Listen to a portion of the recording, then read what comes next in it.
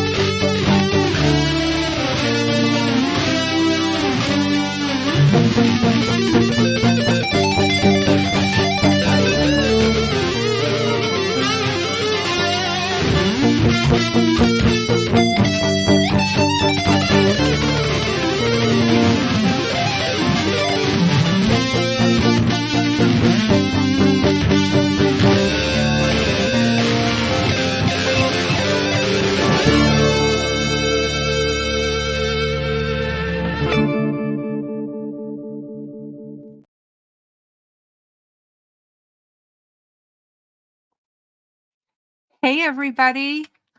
Welcome to Behind the Crime Door. Good to see all of you here. I have a really super exciting show tonight. I'm really excited about this. I didn't get confirmation quick enough to put her on my description, but I have a very special guest with Kevin and I tonight, you guys. So I'm really excited about that. I'm glad that you are all here. As I told you when I had Cheryl McCollum Mack on my show a week and a half or so ago, that I was going to be delving into Flora again.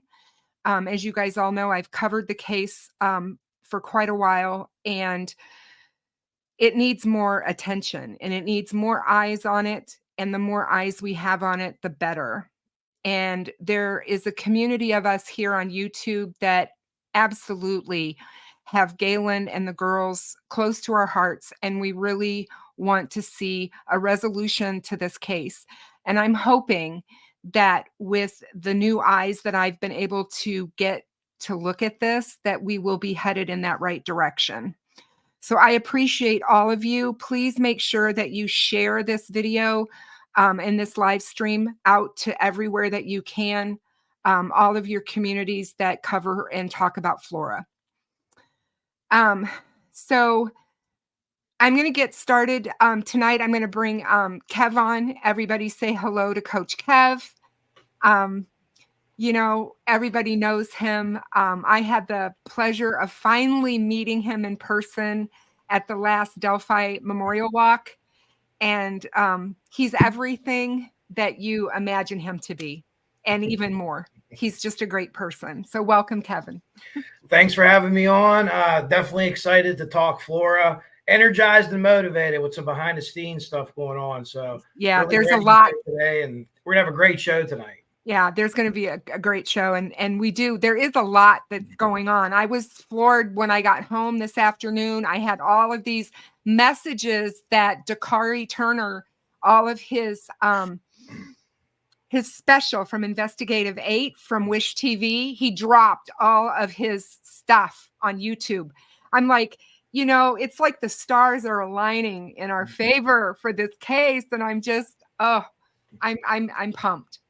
So without further ado, I would like to talk to you about my special guest tonight. And her name is Nicole Brock. I was put in contact with Nicole from Cheryl McCollum, and she is the person that we need to have helping us with this case because she has all of the credentials, you guys. I was looking over her resume and I'm in awe of this lady. I mean, seriously. She's been with fire service for over 20 years. She has risen to the rank of captain with the Atlanta Fire Rescue Department. She is an author. She's a motivational speaker. She has her BS in paramedicine. She has her master's in emergency management. And she is a Georgia certified emergency manager. She's also an FAA licensed USA pilot or UAS pilot. And she's certified licensed paramedic emergency medical technician instructor. She's also written textbooks. And she is a member of the Cold Case Investigative Research Institute that was founded by Cheryl McCollum. And she was part of the Emmy award-winning team as the forensic fire medic, an analyst. I mean, I could go on, you guys. She won Atlanta's Woman of the Year. She is just, I could go on. The list of her accolades is just amazing. So without further ado, let's bring Nicole on so that you all can say hello to her. Oh, hey, Kristen. Thank you so much. You are so welcome. I am so excited to have you here and for you to meet my community and for my community to meet you and for us to talk Flora, because I think this case is long overdue for someone with your expertise to have eyes on it. I love it. I love it. And it's so funny because Cheryl and I met when we were working on another fire case similar to this, where children and a wife had actually died in the fire. So this is super near and dear to my heart just because, well, especially being a Black female, we are an underserved community, underrepresented. We are I guess, I was talking earlier, well, like, often forgotten, an often forgotten community. So Absolutely. To be a part of this, and this is something that Cheryl and I had discussed a few months ago when there was another missing persons case, and turned out the husband killed her, but it didn't get the play and the recognition. So thank you to you and your community for being a voice to the voiceless.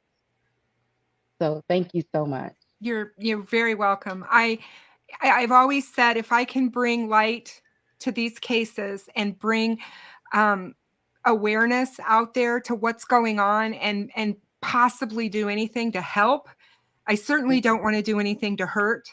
And it's really hard sometimes covering these cases online. I think Coach Kev has his own channel, so he understands what I'm talking about, but there's just a whole different vibe around true crime and how it's covered. And I am absolutely family-based. I know that we have to look at everything and everyone, including family members and all of that when we're looking at a case. But sometimes people online take it way too far. And in this case particularly, Gaylin has been maltreated, in my opinion. Just because, and you and I discussed some of that over the phone, but, and we can delve into that a little bit, but that's one of the things that angers me is like people make assumptions about people simply based on things that don't really have anything to do with the case. Absolutely. Yes, absolutely. Absolutely. And I loved it. In one of the interviews, she put it very, very plainly when she said that they are taking things that have nothing to do with the case, nothing to do with the case, her situation, circumstances has nothing to do, and making it basically the the basis for why these children died in the fire, and making Yes. her the prime suspect to make her the Yeah. prime suspect. And they don't. And right. And it's heartbreaking to watch, honestly, because I went through real quick after I got home and I watched Dakari's every single one of his segments that he did, and the one that he just recently did with Doug Carter, who's the superintendent of the Indiana State Police, and Doug has always been not outspoken about this case, but he has made reference that these 4 little girls matter to him, and he has their names on a sticky note that's by his bedside every night when he goes to bed, and he thinks about them every single day. And the same with the girls in Delphi. And he said, for people to assume that I don't care about these 4 little girls simply because they're Black hurts him. It really hurts him. And you can see that when he's talked to. But at the same time, I want to say, then, Doug, let's talk about this case. Let's do something about this case. If you care, you can't just keep hiding behind, we're working on it. It's been 8 years.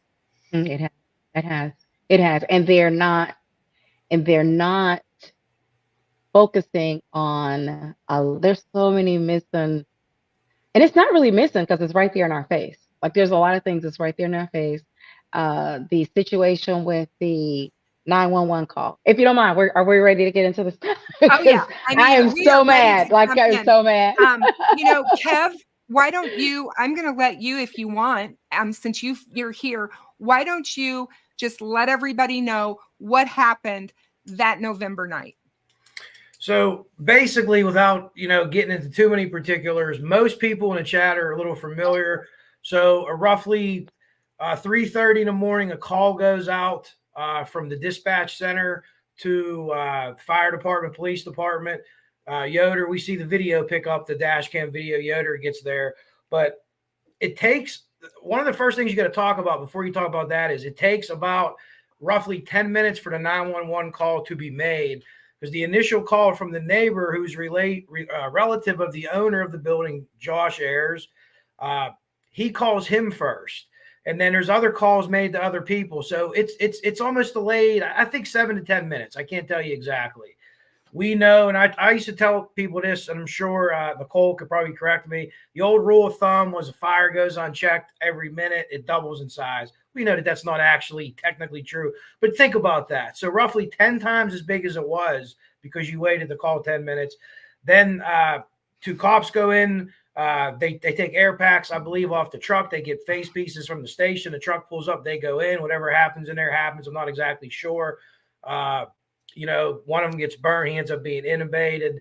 Gaylin is outside in the street screaming, pointing to a room at 3 o'clock in the morning. And I've seen that situation 4 times in my life. And each of those times, mom or dad was right. That's where their kids were at. They know where their kids are at. 4 kids initially said by the cop. Later, there's 3. That's why one of the girls are discovered later. Questionable fire tactics. I hate to question other fire departments, small rural ones. I don't know how much they train. There's people that were at that fire that night that aren't going to forget that night. And they busted their asses. It just didn't work out. But there's people that were in charge of that should be answering some questions, and they're not. So things go awry. Tactics, all kind of shit goes awry. People were just breaking windows haphazardly. You see the fire just grow exponentially. And we know that the smoke detectors weren't working. We know that there was one there. They alleged there was one in the kitchen. None of them were working. One of the claims was the battery melted from the smoke detector.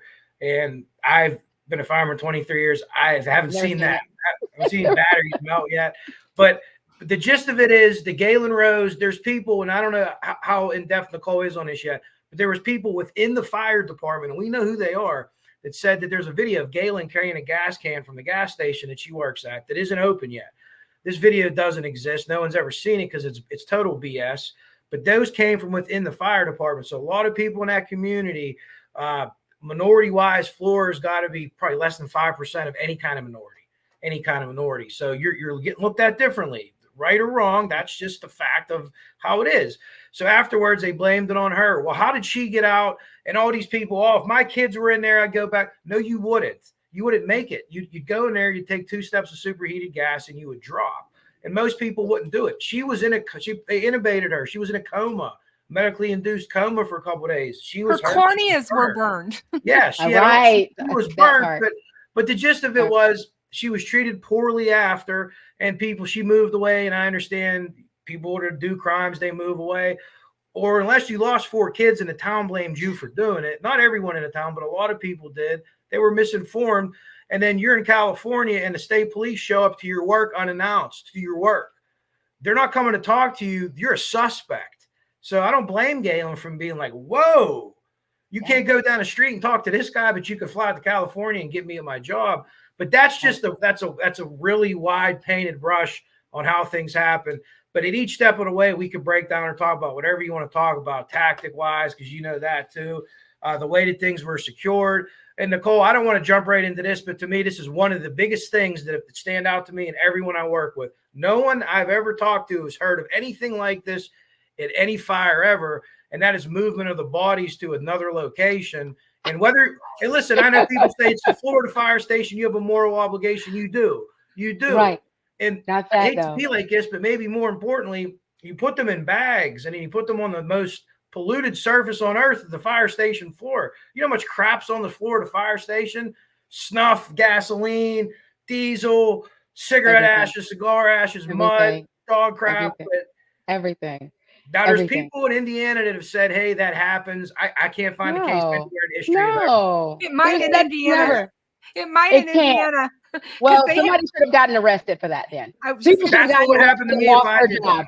Yes, absolutely, because that is against every single rule. There's nothing in the history of the fire department, the fire service, that says that that's okay. Like, you can't even move live people. I mean, you can in extreme circumstances via the fire truck, but you're going to take them to the hospital. You're not taking them to a dirty fire station and laying them on the floor.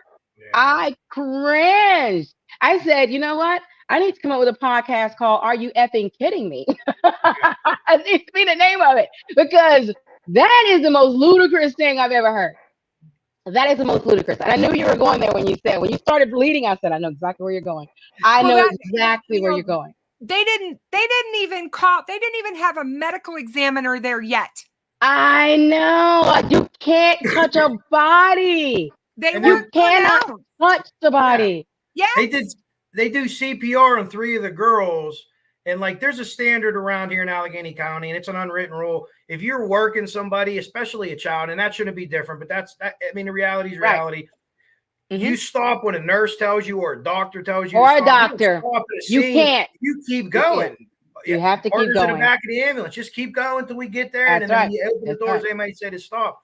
But how does that happen too? I don't understand that, because that is an American Heart Association rule, if I'm not mistaken. I know it's with our fire service. Our protocol is you cannot stop resuscitation on a minor. You can't. If you start resuscitating a minor, and for those that don't know, resuscitation starts with chest compression. If you start chest compressions, you continue them until a doctor says, nope, this is no longer a viable patient. That's not what happened in this case. There's so many things. There's so many factors to this case that just tell you, just had the hairs on the back of my neck standing up. To me, it's just incredible. And there are, like I said, there are so many things that stand out in this case. Gaylin took the girls that weekend. They went to a cheer competition thing. They came home. She did her thing. She put her girls to bed just like she would normally do on a Sunday night. And then she went to bed herself. And, there's been all kinds of things said about she had a male friend over. She, maybe they smoked some marijuana. There was a marijuana cigarette found in her bedroom. So then they started saying, well, she's involved in drugs. This is a drug house. I mean, they had no proof of any of this, but this is the narrative that came out. And it came out not only in the city, but it came out online, and people ran with it. And especially on Reddit and all of the places where people just love to just start talking about something they know nothing about. And in my opinion, that's exactly what happened here. And so there became this kind of faction, if you so to speak, that was defending a town people didn't even live in, saying, this isn't racism. There's no race involved here. They didn't know anything. They didn't know how Gaylin had been treated in the town before any of this had happened. Gaylin talks about how she was treated in the town. She was treated differently. Oh, yeah. She's Black. Come on. And she's a female. She's a black female. She's a single mom of 4 girls. And like I told you, all 4 of her girls have different dads. So everybody thought immediately, she is just, some kind of woman. Yeah, she was some kind of woman. She was a great mother, great mother who loved those girls with every ounce of herself. And she still does to this day. And you can tell that. You can see that. You can definitely see that. And it's so bad that we live in a society that judges based on skin color. And some of the biggest racists are the people who say, I am not racist. Oh yeah. I have met some of the biggest racists be the ones that say that I'm not that. And it's not that you, and the problem is you just don't know that you are. You know what I mean? Like the people just don't realize that that's what they are. They just think because they've lived this life their whole life. And so what looks like racism to the rest of the world, it's a normalcy for them. It's a normalcy for them. And there are a lot of people who hide behind these racist beliefs, although they don't consider it to be racist, but they hide behind these beliefs because if you put a white woman in the same predicament, she would get flowers, a GoFundMe page. She would worry for nothing for the rest of her life. She would have no worries for the rest of her life. They would make sure that the public would make sure that this woman is very well taken care of. And that's really heartbreaking to see that this is where we are in our society, Yep. And smoking weed. I've never known anyone to smoke weed and decide, you know what I think I'm gonna do? I think I'm gonna kill my kids. That's not how that works. They've not found the motive. Never, and no, it says nothing has ever happened like that. And then my thing is when people come off with these conversations, what's the motive? You can't even come up with a reason why. So give me there are a hell of a lot more motives from other people who have relationships in this story. Oh, going back to absolutely. I'm gonna tell you what got me. Oh my God, the insurance payment, the appraisal on the house, the timing of all of that, and the relationships between everybody. So remember when you and I were talking earlier today, and so the story that Cheryl had sent me was just a little blurb, and I was like, send me more stuff. And so she's like, oh, she didn't have anything at that point. So the question that I had, and I told you, I was concerned about the girl who lived next door. I did not realize the girl next door is related to the landlord. She's the one who makes. She's the one. She didn't call 911. She called him. She didn't. She called him, and she was caught throwing rocks in the window. Why would you throw rocks in a window? That's another thing that people just skipped over, and I'm like, picture a campfire. Like you're breaking windows underneath the fire. Picture a campfire. You're stoking it. Like, what do you like? What would lead anyone that I've never seen anyone throw rocks or break a window to fire? Firemen, neighbors. Absolutely. What do you like? I don't understand. That's never been explained either. They just kind of brush that off too. They do brush that off. When I first looked at this case, and I'm sitting here as an outsider, as a person who's not a professional when it comes to fires or anything like that. But the first thing that got me was, Who goes and starts breaking out windows? We all know that oxygen is what a fire needs to breathe. Yeah. Why are you breaking out? And you don't have to be a windows? firefighter. And you don't have to be a firefighter to know that. Like you just don't. When I was anybody who wants to, and so, and you know what got me too is anybody who is familiar with arson knows that that is what's necessary. So what I looked at, I'm tell you the thing that got me is the proximity of the firehouse to the actual home, right? So we're talking just a few hundred yards, correct? About so like it looks like 27-second drive. Right. So what got me was the fire wasn't moving fast enough. So now what you do is you make sure you accelerate the fire so that by the time the fire department shows up, it has already gone so far in the fire process, right? So now by the time they get back, or by the time the fire department actually shows up, it's so engulfed in flames that now it's a defensive fire as opposed to an offensive fire. However, given the fact that there were known people in that home and children in that home, the fact that I saw no ladders on any portion, nowhere. I saw nothing. I saw a couple of fools standing at the door going back and forth. I don't even know what that was about. Like that, I got lost. I'm like, what are you doing? Look like, you remember Roxanne, the movie Roxanne? Yeah. With they Steve Martin. Fire. They forgot the truck. Absolutely. It looks like complete buffoonery. I was like, what are y'all doing? So so those are the things that caught my eye. I would love to hear, you know what I would love to hear? And I don't know if it's a part of it. I want to hear the radio. I want to hear the radio traffic between the fire and we firefighters. Can't get those. We can't get the comms from firefighters. Well, I know that. Yeah. Oh, you can't get that either. I knew the 911 tape, but you mean the communication? I have all the times and stuff. So if people like units calling en route and stuff like that, but I don't have the comms, the talk about, or I don't even know what they use, if it's a repeated channel or not, but I don't have that because I want to know what they're saying. And I want to hear Randall saying, hey, we're not going to be able to get the girls, we're going to attack the fire first or whatever. Right. Well, but you can't get up the stairs. There's a porch roof. Like I always say, we love porch roofs. Porch roofs like a forward command post. You could set shit on it if you're the driver. Here's a pike pole. Here's this. You get in and out of the window. This is very true. Very true. Absolutely. And you could do your vent enter search. And did you see the pictures of their bedroom yet?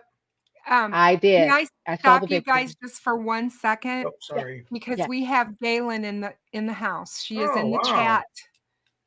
And I want you guys to know that Gaylin is here and she is listening to what we have to say. And I, my heart just wants to wrap myself around her and give her a hug from one mother who's lost a child to another, because there's nothing like that feeling. And I just want you to know that we're here for you and your girls. And that's why we're doing this. I just wanted you guys to know. Go ahead. Finish what you were saying. Yeah, we love you, Gaylin. Sometimes justice absolutely, is but it's and we're gonna. It's coming. That's right, and we're here for this. I'm here for this. We are here for this. So he said, "I love you all. Thank you. We love you too. We are here. We are gonna blast this case apart. We're gonna blast it apart. We're gonna do everything we can to help you and your girls. This is ridiculous that it's taken this long. And so Coach go ahead.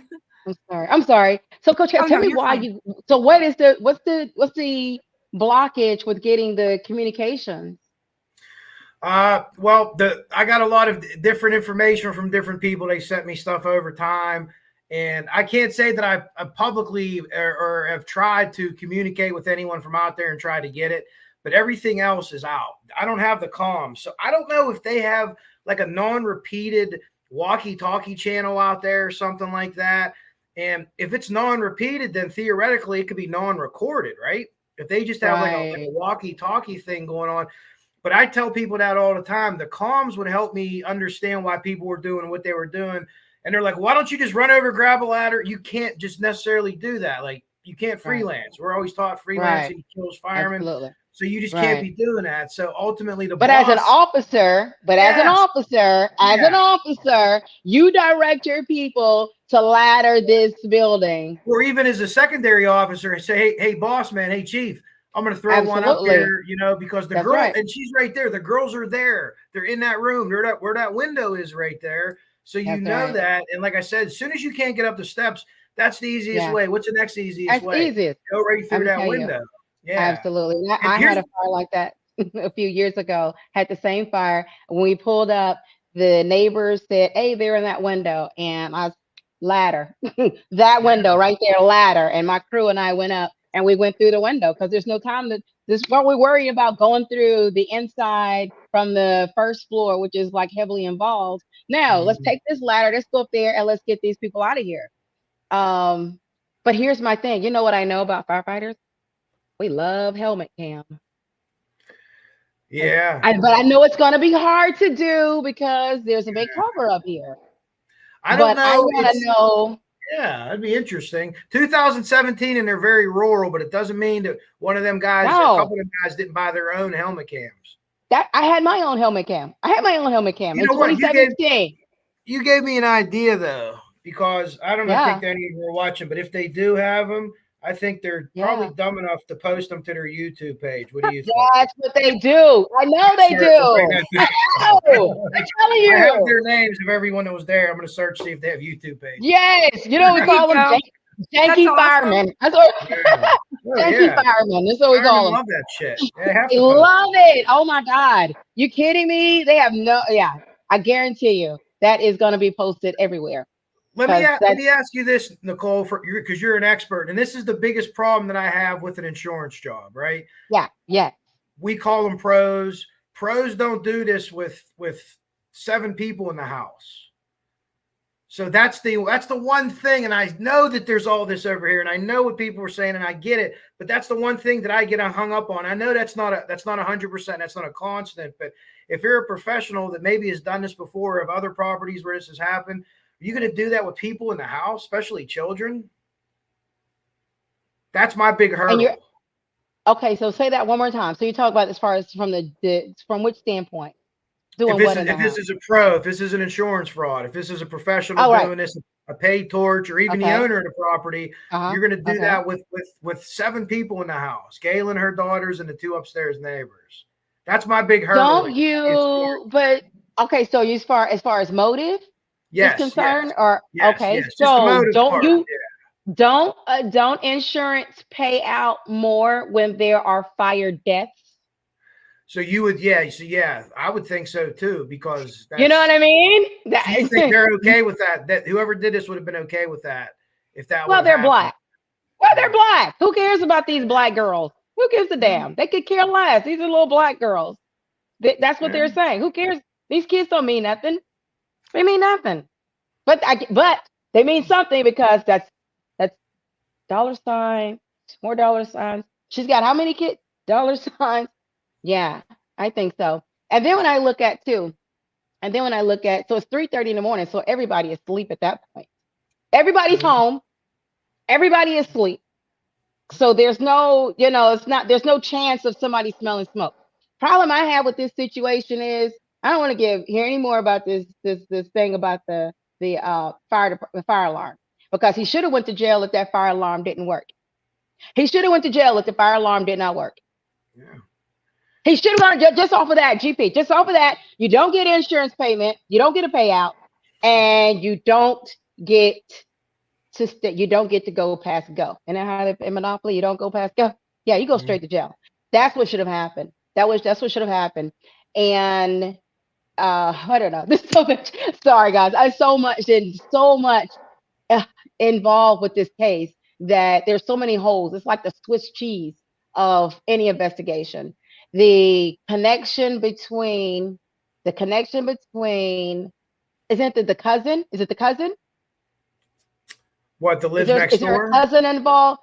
Okay? So Elizabeth, right? Yeah, I think Elizabeth. Okay. Who is Josh? Who is Josh? Is the owner of Josh the Ayers property. is the owner of the property. He was also not president. Jill. He was also the president of The council. Yeah, city I'm sorry. council. Not Josh. I know Josh. I'm sorry. Not Josh. Adam? Is it There was Adam a Harris? Helderman. Troy Helderman. Troy. Who is Yes. Troy?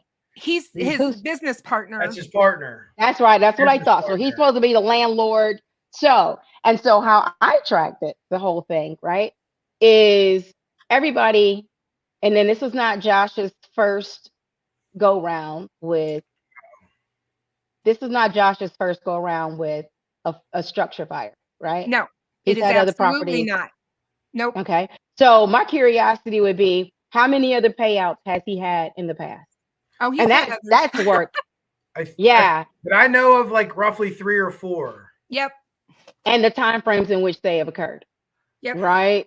And I then don't know, you have the heirs. So you have Josh and that family, and then you have the Randalls. And the Randalls. I'm gonna get to them. I ain't got to them yet. Oh, hold on. Let me finish with these fools. We're gonna start with those in a minute. Oh yeah, they're coming. They're next.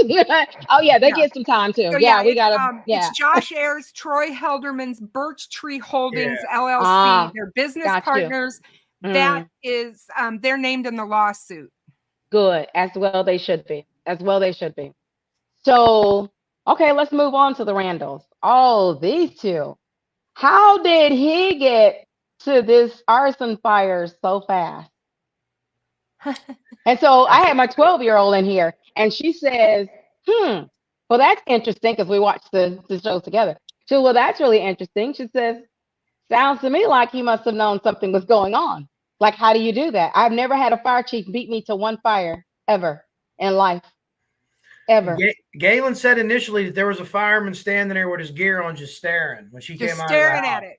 Gaylin said she saw that when she ran out of the house. That's not true. That's not true. Well, the dash cam confirmed that was true, because that was that guy that was on the porch. And I've watched the dash cam 300 times, and I can't tell if it's him or not, because I don't think he has a white helmet on, the guy that does this. But when they pull Yoder out, you could hear the cops, it's the fireman on the porch say to him, "God damn it, Drew," as he's pulling him out. And I've watched that video 200 times. So I found them things, but I don't know if that's Randall or not, because it appears the guy on the porch has a red helmet on, not a white helmet. Oh, I did see the red helmet. I did see that. Yeah. Now, you know who else I was curious about? There was somebody that walked past in some red shorts. Yeah. They were dressed in red and black. I don't know if that's, we don't even know if the police talked to all the people that were in the video or in the cars that were moving around. We don't know any of that for sure. Right, we don't have records of that. Right. And you know what? And somebody just said, God bless the whistleblower. You're absolutely right, Ruckus. You're absolutely right. Because that whistleblower, the one from the firefighter, he told a lot on himself, on the fire department. I don't think he realized how much he revealed trying to protect the fire department, but actually put a lot of stuff out there. Oh yeah, he certainly did. He put a lot of stuff out there that is like, he wasn't very smart. He wasn't very smart in his writing. And I haven't even gotten past the first page yet. I couldn't get past the first page, all of the shenanigans that was in that thing. I was like, oh my God, what is going on? And his only attempt was to defame the police officers who actually went in. Yeah. Jinx says she thinks the guy in the red shorts was the upstairs neighbor's boyfriend. Oh, Anthony. Yeah, that was Anthony and Courtney that lived upstairs. On the other side of Gaylin. You had to get to their apartment from here. You can't see where I'm pointing. From the outside. No, you're right. From the outside. If you look at the picture that's on the screen behind me, you can see the porch from the side. I do see the stairs. That's how you get up to the second duplex. Wow. But you know what's amazing? How did everyone else get out? Well, there's as though everything started. Yeah, yes. Upstairs, and as though see, that's interesting. And it's as though the fire origin started in Gaylin's apartment. As though they actually made sure that what they did was surrounded by Gaylin's. Does that make sense? Am I making sense? Oh yeah, absolutely. So they made sure that they did, and And when they did that, see, it's 3:30 in the morning, and I do get the smoke detectors working and other places, and that's not working. Again, that's why those guys should go to jail. That company should be put out of business for just that right there. But I'm curious to see. There's so many things about this. There's so many things that I can't wait to delve into a little bit more. Like I said, there you can go and talk about so many different aspects of this case because it's just layer upon layer.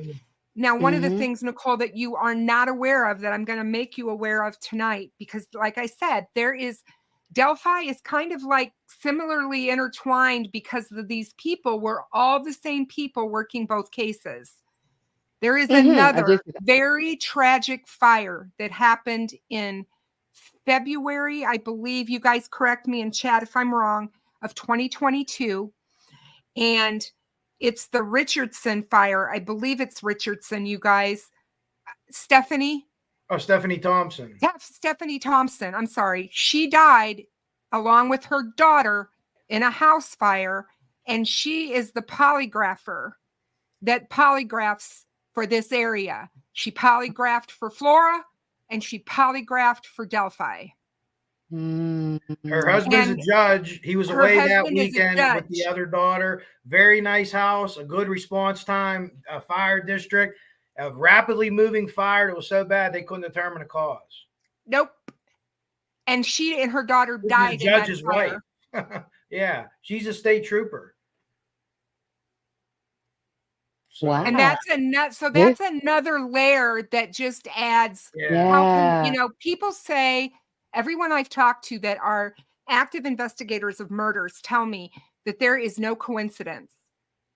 And when you start looking at some of this stuff, I'm not a conspiracy theorist. I'm not. But I mean, but you're factual, right? These are facts. Yeah, you have to say, I can't just dismiss this over here. Absolutely. No, and that happened in Monticello, which is north of Delphi. Wow. And it was in February of 2022. And so, that was Officer Stephanie Thompson and her daughter, Maya. Her daughter was a state swim champion. She was on the swim team. And so now where was the judge? He was at a conference. Or he was with the other daughter. They were somewhere together. I don't know where they were at. Because I thought he was at a conference. His other daughter went to Purdue. But I thought they were together. Maybe they weren't together, but they. Yeah, I don't think they were together. She was at school, and he was actually at a conference for judges somewhere. Oh, this is getting sticky. Wow. The only good thing that initially, whenever they started, you watched the Doug Carter interviews. It wasn't our best days. Locally, they tried to take care of this case first, which they couldn't do. Right. So they listened to all the BS rumors, and they believed the townspeople. They're not going to make it up. She must have done this or done that. And then they started pushing that narrative. And, the first narrative that people hear are the one that they carry with, Right, absolutely. The first news story takes the cycle. So they're believing that for how long? Exactly. So long. And the state police haven't done the greatest work either, but it's better than what it was with the town of Flora or Carroll County. No offense. They can't handle a quadruple homicide by fire. They're just not built for that. No, that's true. No. And then when you look at the going back to but they don't want outside help either. Yeah. No, they don't, because there's too much. They know where the bones are buried. Yeah, they're going to dig. They're going to dig that cemetery right on up, because there are a lot of bones buried out there. There are tons of bones buried, and there are too many conflicts of interest, which is why investigators outside of that jurisdiction should have been mandated to investigate this fire. Way too many conflicts of interest. He's talking about them furnishing, the owner of the house furnishing stuff for the fire department. The fire department's dad is the investigator. Like, what are we doing? The chief, right? How is that happening? Because they originally said it was the fire was started by the refrigerator, and it was an electrical problem. The refrigerator, and Josh Ayers is supposedly known for giving refrigerators and appliances and stuff. He gave a bad one to the fire department. He gave a bad one to the fire department. He did do that. Right. But, the Indiana State Police was finally asked to step in and take over this case. Right. And sadly, I think Good. they took over too late because I think there were so Right. many things that happened Yeah. that was such a Right. mess already. Absolutely. And Doug Carter alluded to that in his last interview. Yeah, we Right, got this right. case late. Do I wish we would have gotten involved sooner? Yes. Yeah, Were there I heard him say mistakes that. made? Yes. Yeah. I think there were a Yeah. lot of mistakes made. Well, this whole thing was a mistake. This entire thing was a mistake, from start to finish. Because I was reading with the part about the accelerant being on the police officer's clothing. Yeah.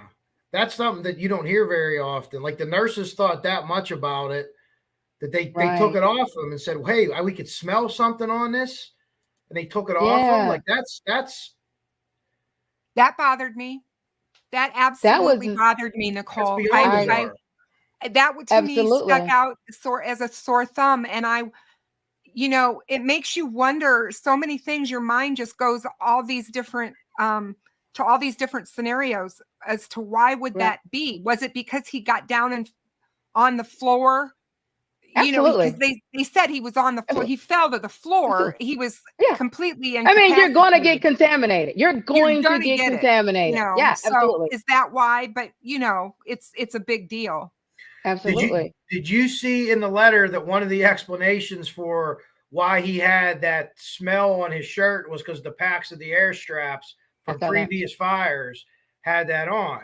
And you Oh. laughed as hard as I could. Like, so I what? said, He just what? walk into a house like the Human Torch and just light up? Like, that's insane. What is that? That doesn't even happen. Like that doesn't. What do you mean that got picked up from? Yeah. And that right there within itself to me was that was a red herring. Like the whole letter that was written was a red herring. Yeah. And I would honestly, and Or I know else the they letter thought was that was a anonymous. good excuse. Do you think that they They actually sure did. thought that was people would believe that excuse? Right. I Oh, don't. Oh. I didn't think so. I do. Yeah. No. I do. I do have You a. do? I do. I have a podcast called Firehouse Fan Club, Oh. There and you it's go, on guys. YouTube. If you guys want to go Yeah. out, one of my mods and find Firehouse Yeah, Fan Jinx or Club someone will find and it. drop it in the chat. Oh yeah, thanks. Yeah, and we're going to talk about this. We're talking about this. Yeah. This is going to be a highlight of our because we talk about everything Firehouse related. So this is huge, especially when you talk about the different F ups, if you will, because there was these balls dropped. I mean, there are some balls that dropped, balls that didn't get picked up, balls that were ignored. Like Ned, this thing, I've never seen such incompetence in any type of an investigation. Like, nothing that I read said, okay, well, I could see how that went down. Okay, well, that's protocol. I saw nothing that was protocol. I saw no protocols. Even watching the dash cam, when I watched the dash cam and I saw the house flash over, Yeah. my heart dropped. I know. My heart dropped. And I said, cried. okay, I so cried there is the the first point. time I watched that dash cam. I just Absolutely. bawled. I couldn't. It was Absolutely. all I could do to Yeah. watch it. Yeah. Oh my gosh! And I can't imagine what it does. I can't, as a mom standing out mom. there watching that, I couldn't do Yeah. it. I don't know how that would, I don't know. Because after I had that one, the fire I was just telling you about, the one fire I had, and we went up there and we were unable to say, I swear to God, I lost probably 20 pounds from not eating, couldn't sleep. And that wasn't even my family. It was just me unable to do what I was charged with doing, and that is saving lives, right?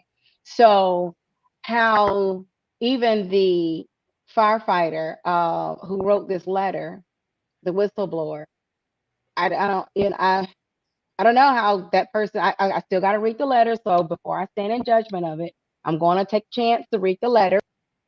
But I don't know. It's cringing, and I'm struggling to find at what point did they do something that was standards of training? Because you said it yourself. Is there something different between volunteer firefighter and a paid firefighter? Absolutely not. Not one damn thing. You know why? Because we're all trained to a national level. It's NPQ. We're nationally professionally qualified as firefighters. I don't care where you are. We all have to go through the same training. We learn from the same textbook. So even in a volunteer basis, there are protocols, there's training, there are steps and measures that have to be taken. And I saw none of that. Even in that one innocent dash cam video, I saw none of that. And I read none of that. Like I'm anxious to read now. This, like I said, I'm brand new coming into this, and I thank you Right. guys for having me.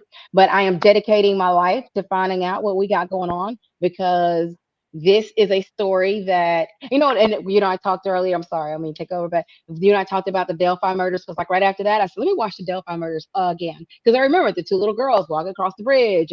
That got so much media attention. Oh Lord. It got everybody's attention, and even me down here in Atlanta. Like I always wonder, hey, what's going on there? How did this happen?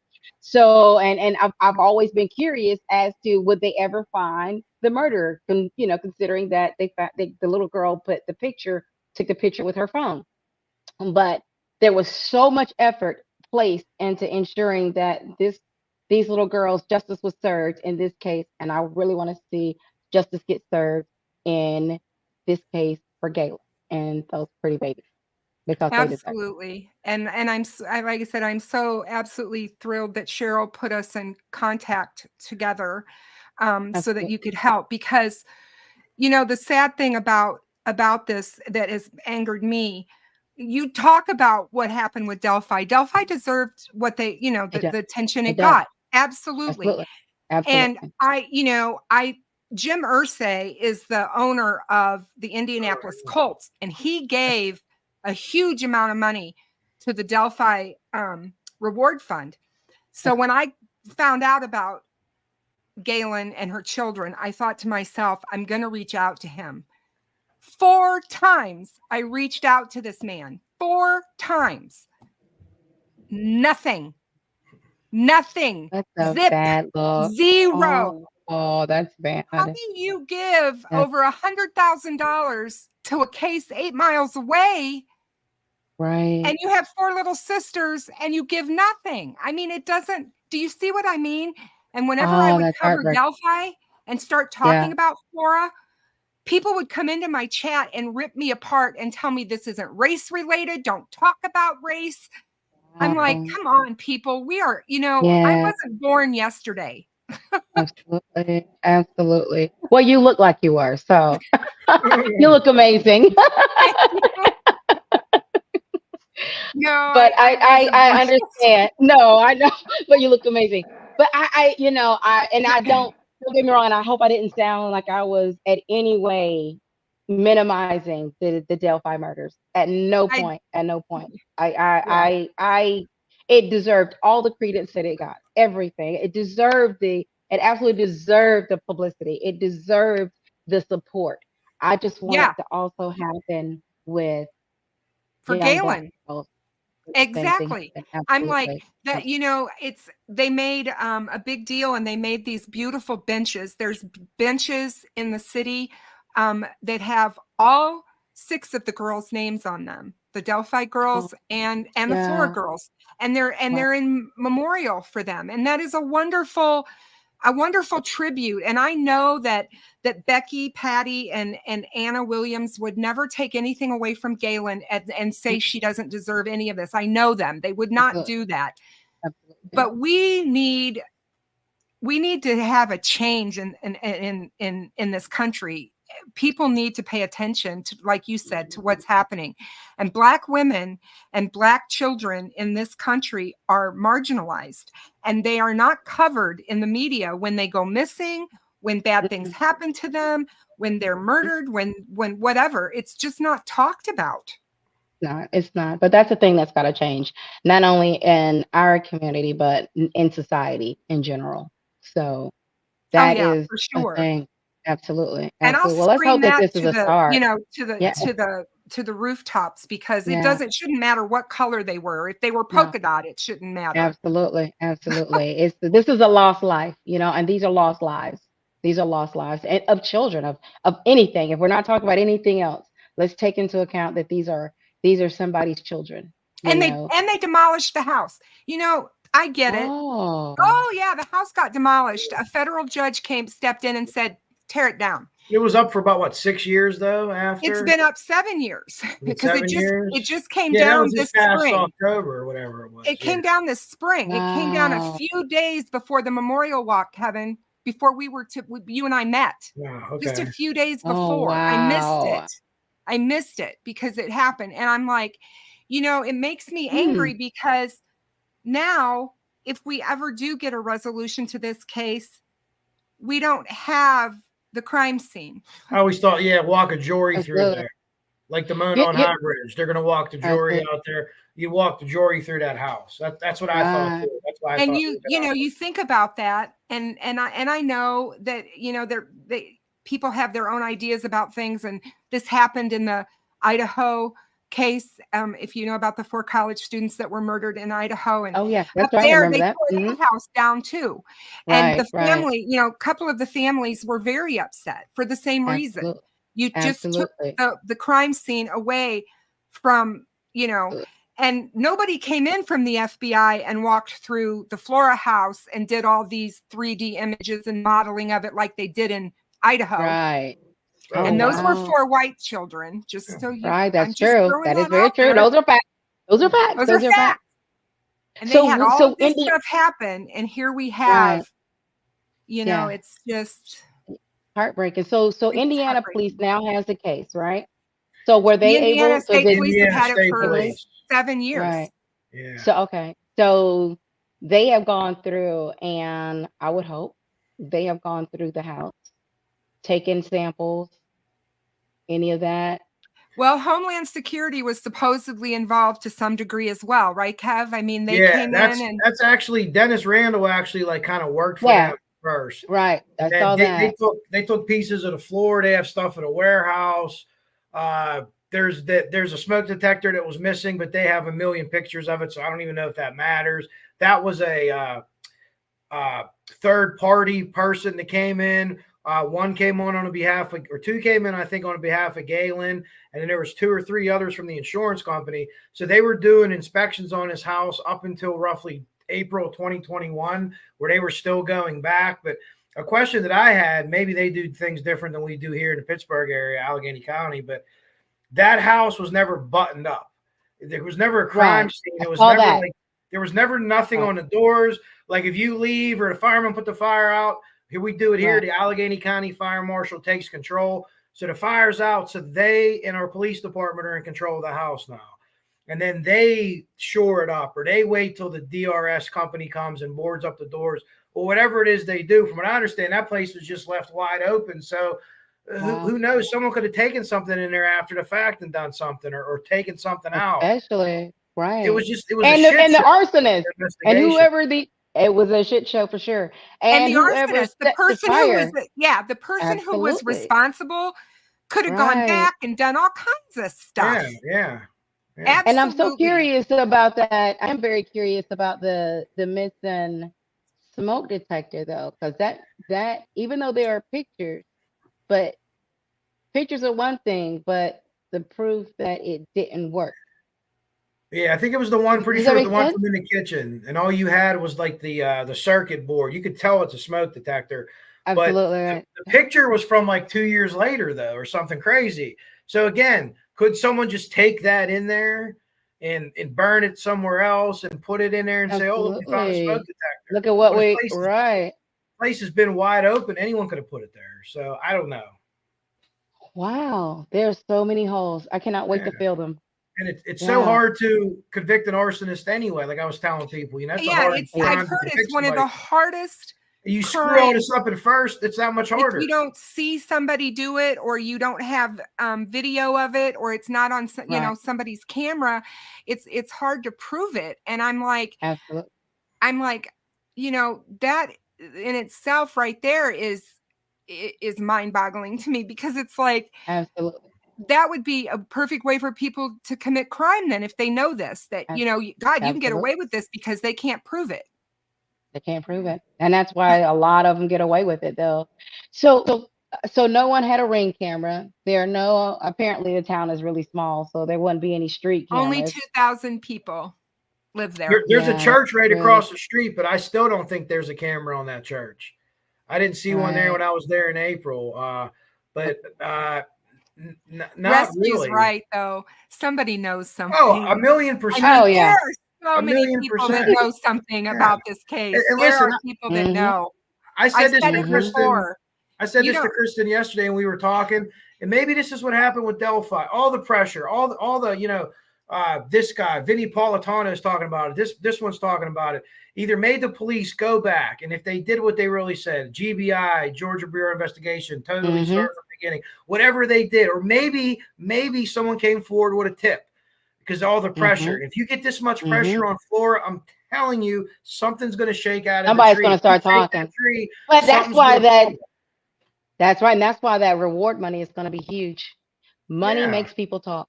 Money Sure. will bring people out of the woodwork. Because you get somebody 50, 100 grand. Hey, I'll snitch and I'll just What? move. I got 100 grand. I'll Absolutely. pick up some other little town. Absolutely. Well, they did And- have $20,000 as a reward. And then a year and a half ago, I believe if Kathy's still in here, she can correct me, but I think it was a year and a half ago, it was at the 5-year mark, since it wasn't settled and they didn't have anybody arrested. They decided they wanted that to go back to the fire department. The fire department. Yeah. Oh my! I don't know if they actually got it in the end. Kathy I don't would think know. they have gotten it They yet, were but lying. it was voted upon. If people didn't raise go a back stink to the fire yeah. department. They wanted to donate it to the Yeah. fire department. If people didn't hear about it on YouTube and Gaylin raise a didn't want stink, they were that. going to do Trust it. me. Yeah. Wow. Every move's crazier than the last. Yes, you can't make this That's shit up. insanity. I'm sorry. You just No. can't. Yeah, It's like- that is insanity. I would have never thought that. Now, I thought it may have went back to like the general fund But you know someplace, what? but are you As a kidding me? firefighter or fire chief, I'm like, I tell you what, you take that money and you Yes. buy $25,000 worth of smoke detectors, and let's give everybody. That's right. And you put them in. That's Five right. for Because we do everybody. that. Yeah, we do that. We too through blitz. the Red Cross. That's right. We do that. We do smoke detector blitzes on every fire desk. Everyone in that community gets a fire detector. And they can come to the fire station and get free fire. Oh my, that's an interesting take on things. That's an Isn't interesting that take. though? That is Mhm. interesting. And I was so angry when that happened that I was able to scream loud enough on the YouTube streets that we finally got. I believe it was either Wish TV or WTHR out of Indianapolis actually go back to Flora and do some interviewing and try to figure out what was going on with that reward money. They did a whole segment on it on TV locally, regionally, Yeah. but people were mad. I mean, people online were mad. We were furious. We were like, don't give it to the fire department. They made all the mistakes that night. Absolutely. Now, if anything, for training. Now, for anything, give it to them for training. Use it for training because apparently you ding-a-lings have no idea what the hell you're doing. You have not. There is some remedial training that needs to occur. But Kathy is fighting to get that money back in the Florida Reward Fund. So it's not back there yet, and it's not to the fire department. It's kind of sitting in limbo. I think once they realized they did the story, I think those who voted upon it realized, oh, this isn't a good look for us. No, it's terrible. Now I'm gonna start side-eyeing your ass because now you look guilty. I don't understand that. Like, I don't get it. I really don't get it. Yeah, exactly. Oh wow. Yeah. So, And Kathy Coach Kev, Denning is, just so you know, Nicole, she is Gaylin's oldest friend from Flora. They kind of hooked up when she first got to Flora, and Kathy has been with her through all of it. She's been with her through all of it, and she's a really wonderful person. Yeah, absolutely. Well, thank you, Kathy.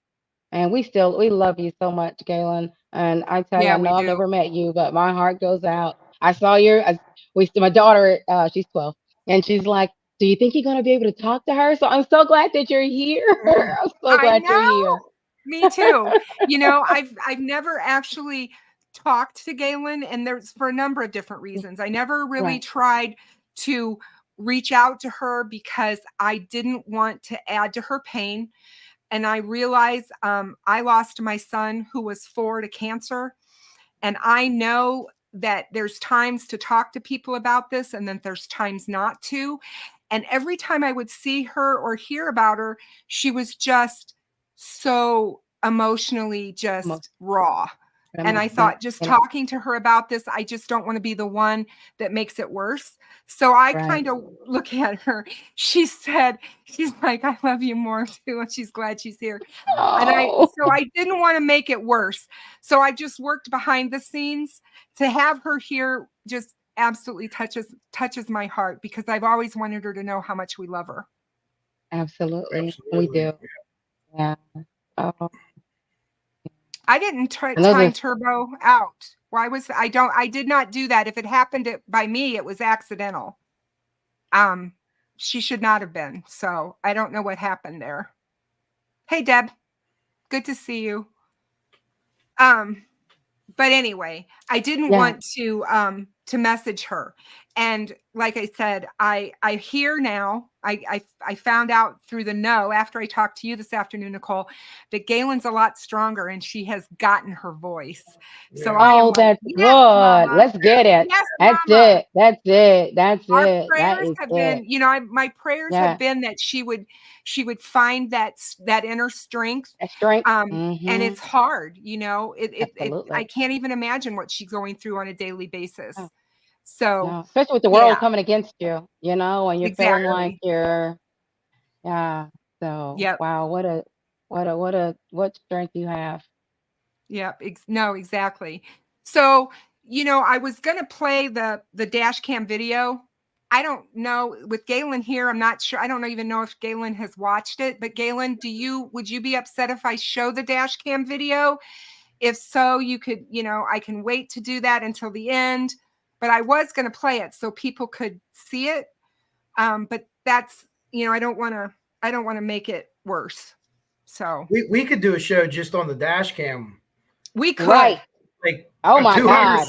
Just on, breaking this. Like, here, I don't know what people say. What's going on here, Coach Kev? I don't know.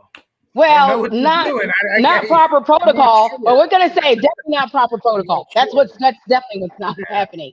I don't know. She said she's watched it and I'm good. So she said I can show it. So let's watch this, you guys. Hold on 1 second and let me get it pulled up.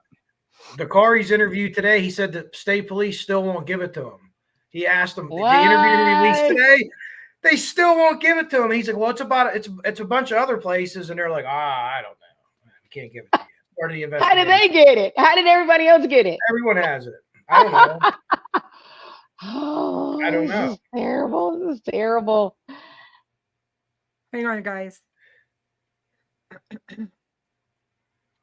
Yeah, I've watched this probably. The only video I watched more times than this was we lost the game to Latrobe at the buzzer. We're down 17 with 3 minutes. We tie the game, and this dude hits a half-court shot with 2 seconds left to beat us. Ended our season right there. We weren't in the playoffs, but we never recovered emotionally from that game. Right. Oh wow. And I've watched this over and sound on, sound off, and you'll pick up stuff the more you watch it. You'll see things that you didn't see before, and you're like, oh, there's that, there's that. Yeah. All the I had to go back and watch. All the people milling about like chickens. I don't know who any of them are. They're just like, oh, there's a fire over there. Yeah. Kristen asked me that today, and I live in an inner city town. It's called McKeesport, Pennsylvania. If you ever heard of it, it's probably for something bad. And we have people garden hoses, standing on top of cars and trucks trying to help people out of fires all the time. So you would think in rural America, you'd see that more, but here in the hood, I'll tell you what, there's people like, hey, fireman, what do you need, man? Can I grab something for you? Grab that yellow hose and start pulling it this way. That's right. Like the line. Okay, guys, here it comes. Tell me, I hope everybody can hear okay. We're about to see law enforcement video of the Flora Arson Fire. More than 6 years ago, the fire claimed the lives of 4 young girls. They were sisters, ages 5 to 11. Their names were Kionnie Welsh, Kerriele McDonald, Keyara Phillips, and Keyana Davis. The video that you're about to see will be difficult for some people to watch, but it does provide the clearest picture so far of the valiant but unsuccessful efforts to try and rescue those girls that night. Chief Investigator Steve Brown has our exclusive story. This story centers on Carroll County Sheriff's Deputy Drew Yoder. He suffered serious injuries attempting to reach the 4 girls killed in the Flora fire. We have only ever heard from the deputy once at a brief news conference 6 weeks after the fire. Some nights it brings tears to my eyes. Sometimes I try not to go past there. But I still think of those 4 little girls standing out there, dancing around, smiling at you, waving at you. This is dash cam video of Yoder responding to the fire. You will only see what the camera is pointed at, but Yoder is wearing a microphone, and at times you will hear much more than you see.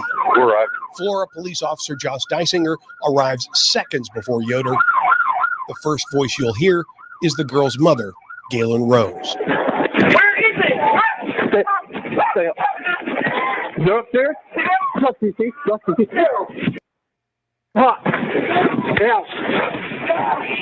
County, send cutler fire as well. Get cutler fire in there as well. Yeah, where are the kids? Upstairs?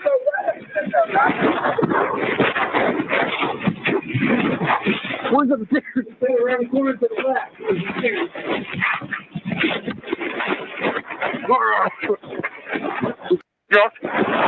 I can tell.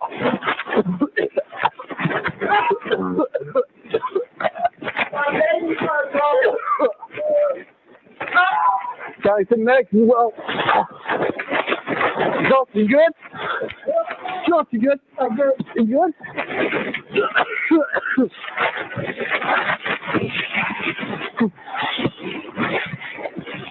I can't tell, man. I can't tell.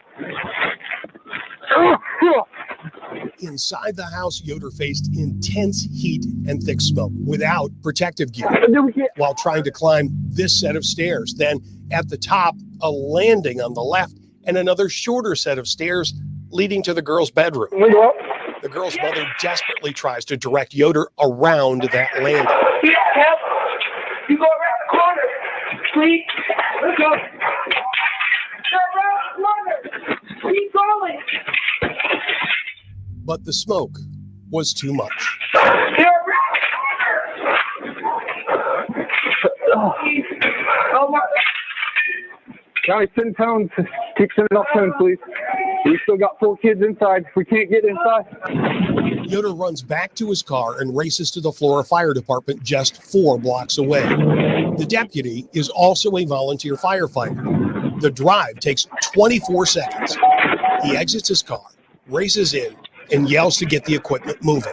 Hey, we need to roll, dude. There's people inside. For the next 45 seconds, it sounds like Yoder is getting into his turnout gear. He then runs back to his car, races back to the scene with fire trucks just behind him. Hey, they're coming. They're right here, dude. They're right here. They're coming. Both Deputy Yoder and Officer Dysinger quickly put on air packs to re-enter the house. If you look here, you can see one of them entering, crawling on hands and knees. Just seconds later, something has gone wrong.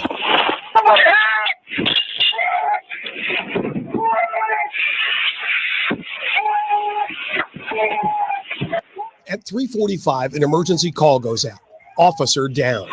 Other firefighters are now working to rescue Yoder while still trying to reach the 4 girls. And as the fire starts moving more rapidly right to left, from the back of the house to the front door, an alarm sounds, signaling an air pack low on oxygen. Firefighters would reach Yoder and the 4 girls and bring them out. Feverish attempts at CPR were performed on the girls without success. Yoder was rushed to the hospital. At the same time, flames engulfed the entire house. The last thing we see on the video is an advanced life support vehicle pulling up just before 4 a.m. It would be almost 2 months before it was announced the fire was an arson. In the 6+ years since, the investigation has not produced an arrest. Before making our final decision to air the dash cam video, we did show it to Gaylin Rose at her request. She supports airing the video. It is her hope that it will generate tips from the public that might finally bring this case to a close.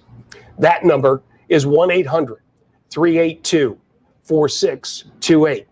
You do not have to give your name to provide information. Steve Brown, Fox 59 Investigates. We hope someone out there knows something about this case. Steve, thank you. You can take a closer look. Wow. Yeah. It's really hard to watch. I've seen it. I don't even care to know how many times I've watched this, but it never gets any easier. I mean, just to hear the pure terror, and I mean, you guys can speak to what you've been in the fires. You can speak to what he may be going through in this moment, but he seems panicked as hell to me. Like, this guy tried to get to those girls. He desperately was trying to get to those girls. Bless his heart too. Sounds like he's on fire to me. Sounds like he's being something burnt happened by to him something. inside that Actively house. being burnt. Yeah. Something happened to him before the house went up. You know what I mean? Before it took over. And Nicole, I have the wow. We'll send her the Indie Archive one. It's like 17 minutes long. It's the entire thing. That's kind of cut up by the news station. And what you'll see is when they come back on park, you can see that the stairwell where the girls are up to the left. And when he gets into stress, you could see that he's on his back because you could see his pass device. There's like a light on it, and that appears. It doesn't appear before. And you actually don't hear, in my opinion, the pass device till they take it off him outside. He's not in alarm inside. He's not running out of air. Something happens, and he got up the steps, and they thought something exploded is what they thought. So my question, and I asked Kathy this, and I don't know if Gaylin would remember, but did anyone, you know how sometimes you set stuff on the landing of your stairs? We were hearing acetone. Was it like nail polish remover? Or did someone set something there and the heat got to that? It got to that point and it got to its temperature and just and somehow got. I don't know if that's what happened or not, but we don't even know these things. They don't even we don't know. We just know there's some kind of acetone. We're not exactly sure. Did that have anything to do with the fire or not? The first thing I thought, we had a guy years ago when I was a youth on the fire department, and they would do the thing like they teach you in school. He'd hang bags of gasoline. Okay. He'd have old IV bags somehow. This guy he was crazy. He wasn't homeless, and he'd put gasoline in old IV bags, like he'd get them from the hospital, these old bags, and hang them from the ceiling on a string. So if you're underneath it and you're lucky enough to one of them things burn through the string and drop on you, you're a walking bomb. I only saw that one time in my life. We warned about that in fire school. Way arsonists still cut holes in the floor and stuff like that. But when I heard him screaming like that, I'm like, man, oh my God, screaming like he's on fire, like not just through flames, but is physically he's off gassing and he's on fire. That's what I thought. So I wondered too if it was because I did read that his face piece came off. Say it again, Chris. Yeah, I don't know if it came off. Burns.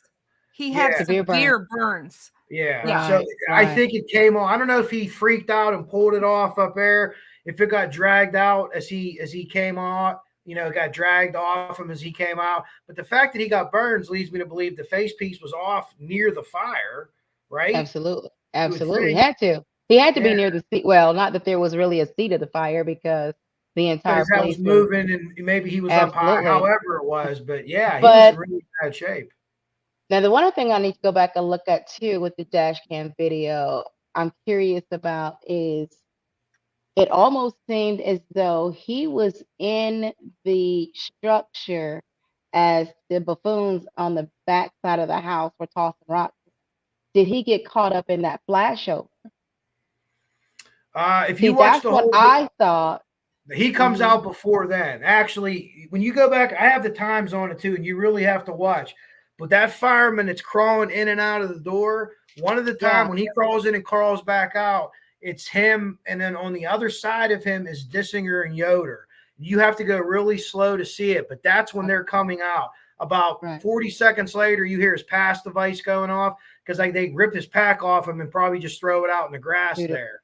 And I guess his mic is still working at that point because you could hear the mic for a while outside. Like, I don't know if it just fell off him and it left it outside or whatever, but you get the whole 17-minute video. It's raw video, and you could go back and okay, here's where it is. But unfortunately, you could see 3 of the 4 extractions made of the girls. If Hang you on really, one really second, pay attention, guys.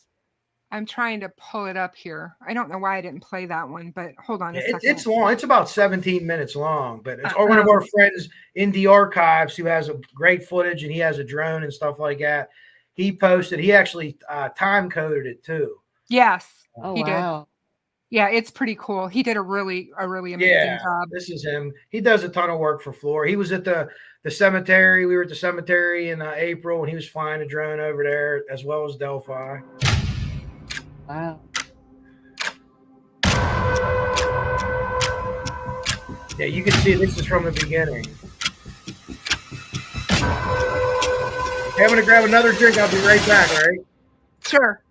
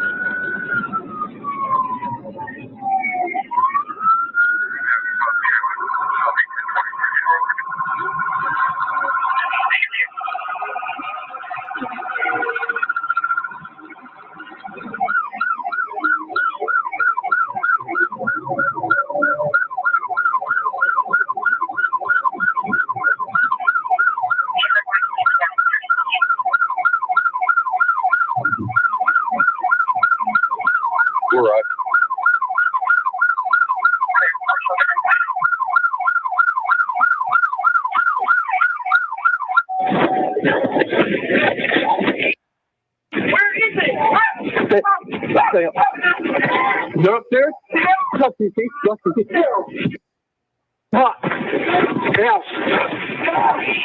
County, send cover fire as well. Get cover fire in there as well. Yeah, we're upstairs.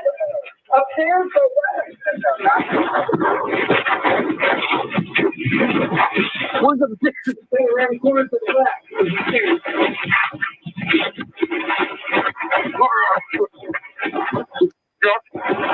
I can tell.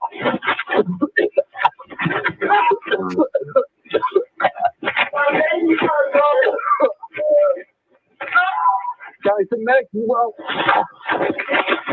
Josh, you good? Josh, you good? I'm good. You good?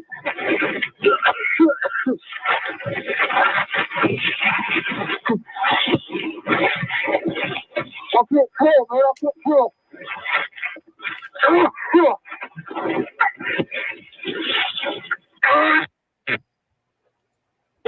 Then we get.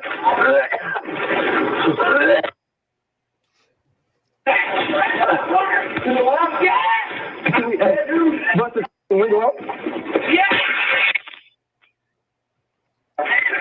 Yeah, you go around the corner. Please. Let's go. Go around the corner. Keep going.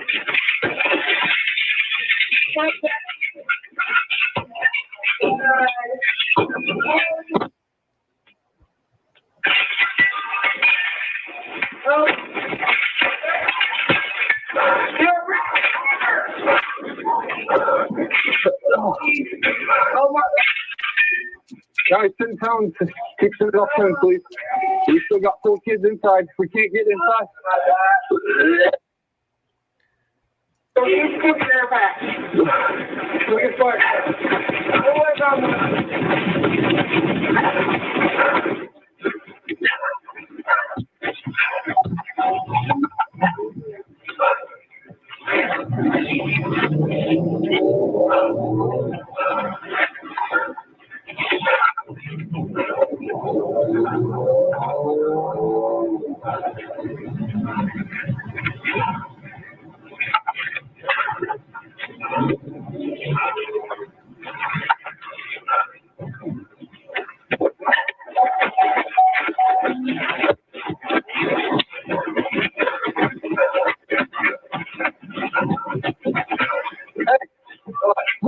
No, dude, there's people inside. You understand?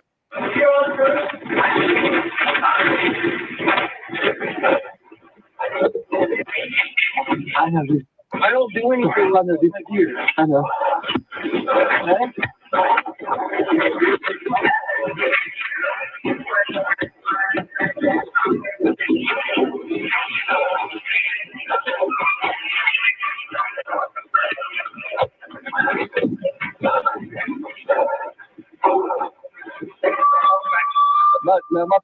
My car's out here. Can you rule those?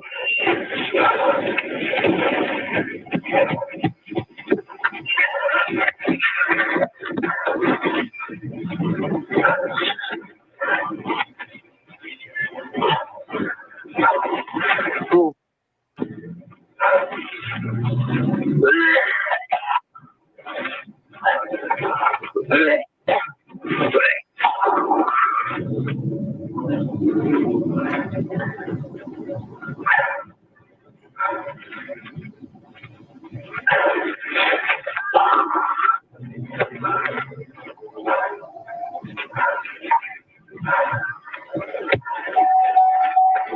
They're coming. They're right here, dude.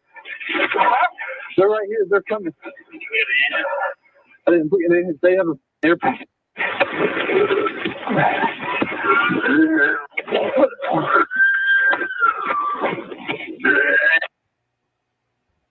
Yeah.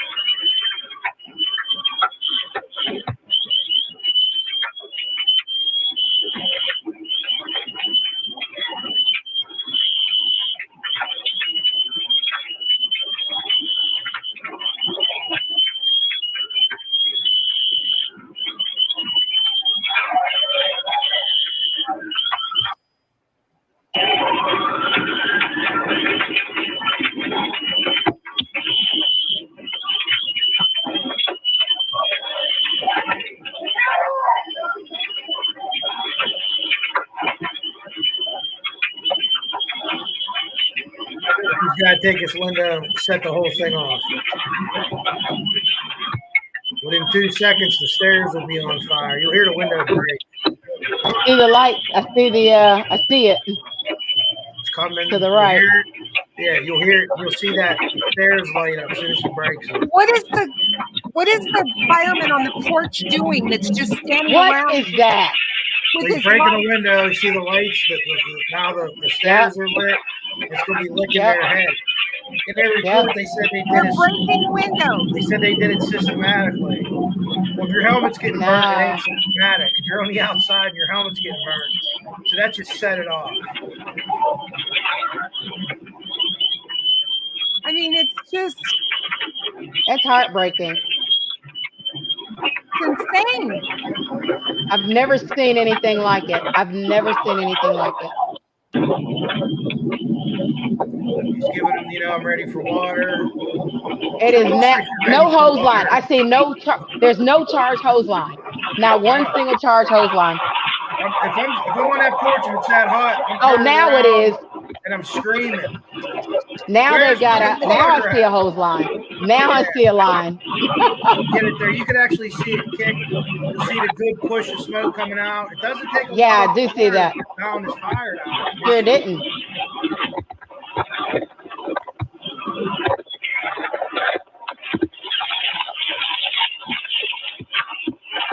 But again, they could have had someone upstairs doing a vent enter search before they were doing this. Cut a hole. As they were doing it. That's right. Cut a hole in the roof. Nobody went to the roof. Yeah.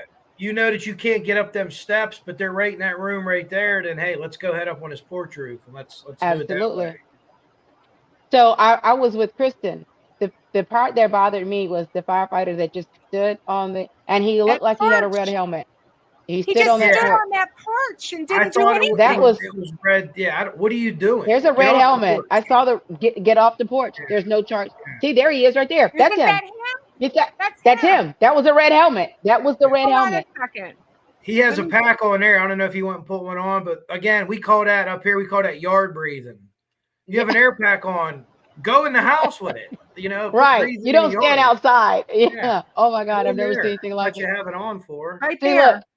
Look. That's a red helmet. I've got one of those. I got that. Yeah. Oh wow. So when I was looking for white, I was thinking the chief had a white helmet initially. So I thought that was red. The guy on the porch, though.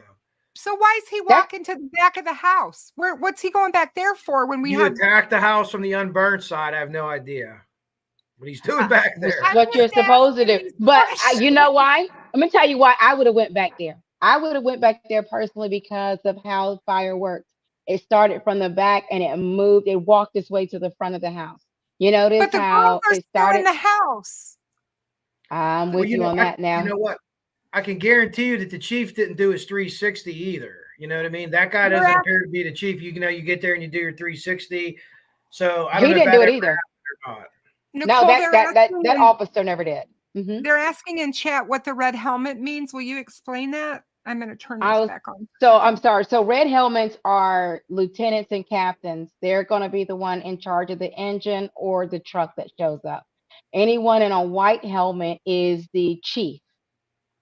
So chiefs don't fight fire. They don't go into the fire. But the ones with the red helmet, they lead the crews that go into the fires.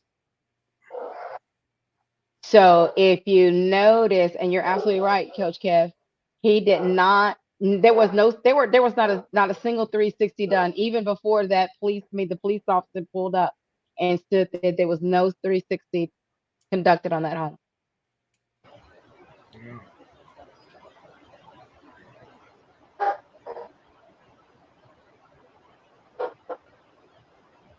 So they want to know, do the red helmets not go inside? Yeah, the red helmets are worker bees.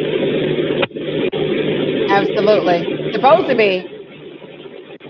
You see a cop in a white shirt, he's a boss. He's some kind of boss, right, or a lieutenant, or whatever you have in your department. Absolutely. Yeah, the sergeant. So, and the reason why that fire went out so fast, because everything had already burned, because it flashed over. So here comes the officer again. He's still on air. Nobody knows why. Why is he still on air? Yard, we call that yard breathing. He's breathing in the yard. Yeah. You don't need But that see, out the Charlie side is still burning.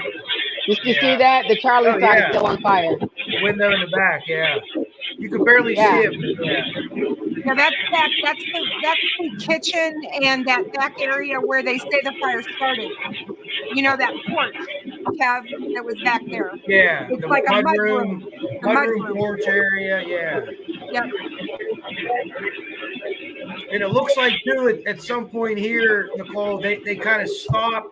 They knock the fire down a little bit, and then maybe the same guys on the line go up. You'll see one or two more firemen go in. And this is the area now that you're going to start seeing. You're going to start making extractions. There's Right. two that are real close together. Then there's one other one.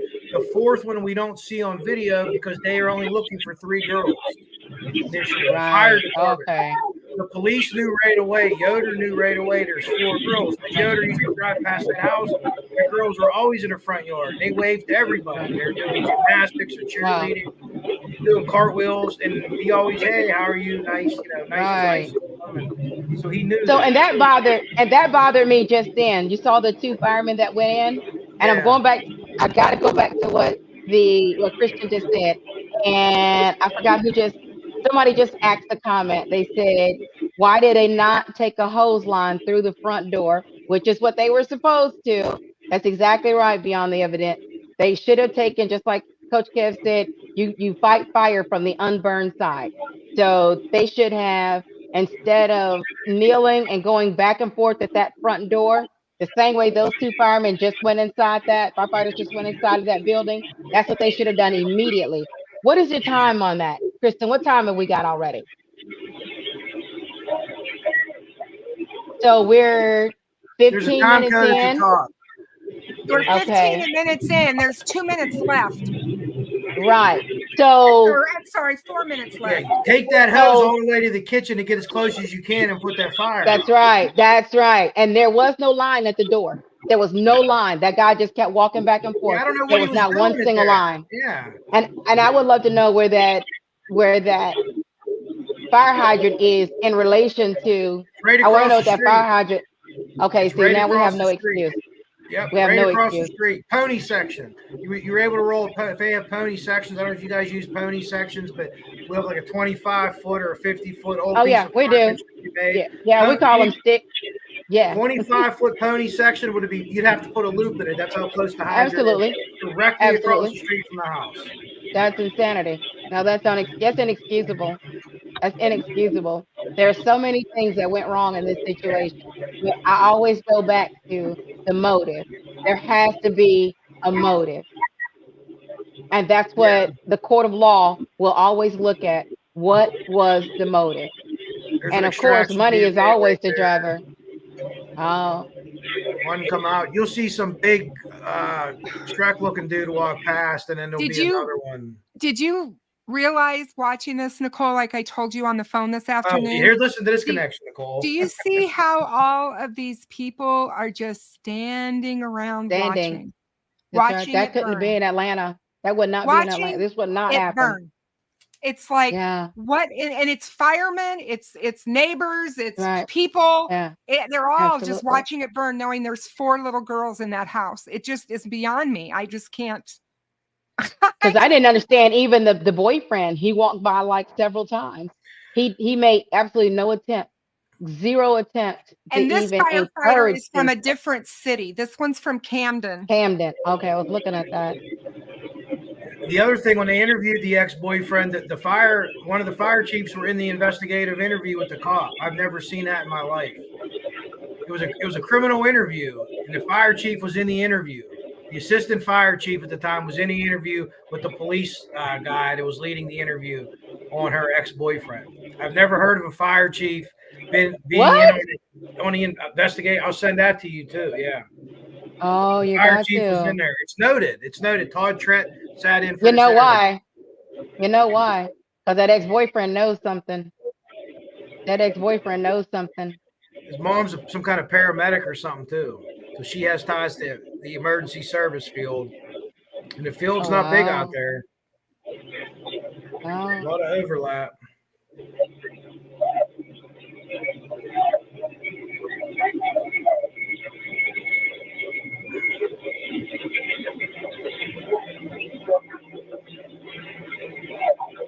And the fact that they going in with no hose line, that is amazing to me. Well, I don't see any tools in anyone's hands either. Everyone's just kind Not of a tool. That's exactly what's Not going on. pipe poles or something, you know what I mean? You're pulling ceiling down right now, or you get your little closet Right. hooks, whatever you Absolutely. like. Right. And I get this is recovery, but you take tools in just to protect yourself. Oh yeah, we get yelled at if you get off the truck without them. You're gonna use them. You're gonna do something with them, you know.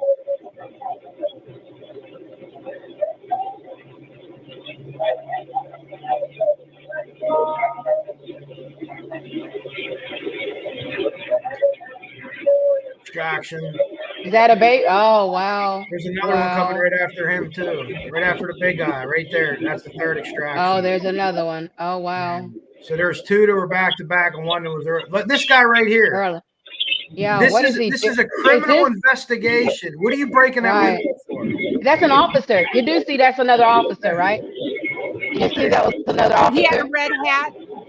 He had a red helmet on. He did. He had a red helmet on. Unless they do like we do here in McKeesport, the deputy chiefs and the chief wear a white helmet. The captain wears a red helmet with a white shield, and everyone else wears a red helmet black. and a red shield. We don't wear black. Oh. We wear red helmet and was red shield. Oh, So see, the I only was difference black. only difference between like a driver and a captain is the patch. The patch is white, ours is red. Our deputy chiefs run the turns, and then we have an overall chief, and they wear the white hats. Wow. Can somebody in the chat, one of my moderators, will you please drop Indy Archives channel for me? Because that was his video that I showed, and Indy's a good friend, and he does so many good things. He does a lot of drone coverage for a lot of things, and the fact that he put this whole thing out there, because as Kev said, the media only has snippets of this thing, but that was the whole thing. You got to see it all. Right. I'm so curious we'll give that to Drakari if he can't get it, right? Well, we have it. And that's crazy. I'm so curious as to how it is that we're unable to get and recover the records. How is it that the Supreme Court, right? Supreme Court? Or no, this went all the way to Supreme Court. It went all the way to the Supreme Court, the 911 tape, and they ruled that it stays sealed, gagged, basically, or sealed. Yes. And so, the county, so what pushed that? Carroll County spent over $60,000 to fight that, to take it all that way, because the news stations in Indianapolis are the ones who fought this. Their attorneys are the ones who were fighting to get it released.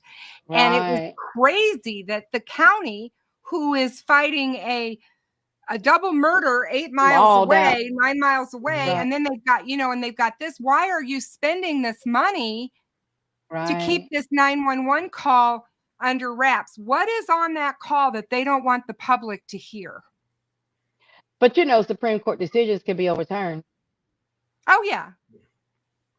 Absolutely. It's been 8 years. Like, whatever you're holding back from this tape hasn't helped you yet. Yeah, so exactly. What's it hurt? What's it hurt to put it out? I don't understand. Well, apparently it's helping because no one's been arrested. So it's somebody's benefiting from withholding this information. Somebody's benefiting. Absolutely. And like I said, I think one of the things that bothers me about this case is, that even if this was not somebody on the force, this wasn't a fireman that did this or whatever, because we know that there are arsonists that are firemen.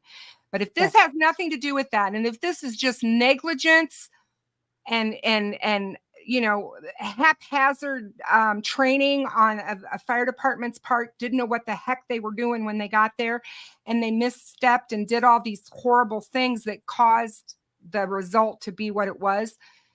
Right. If that's all this is that we're looking at, and they're just trying to cover and CYA their butts so that You know, we don't, it's like I told you today, we don't really care that 4 little girls died. We don't want this. It's a bad look for us. And if this gets out, people's heads are going to roll, and we don't want our heads to roll, or anybody that we know or are associated with. Is that all? And that's my concern.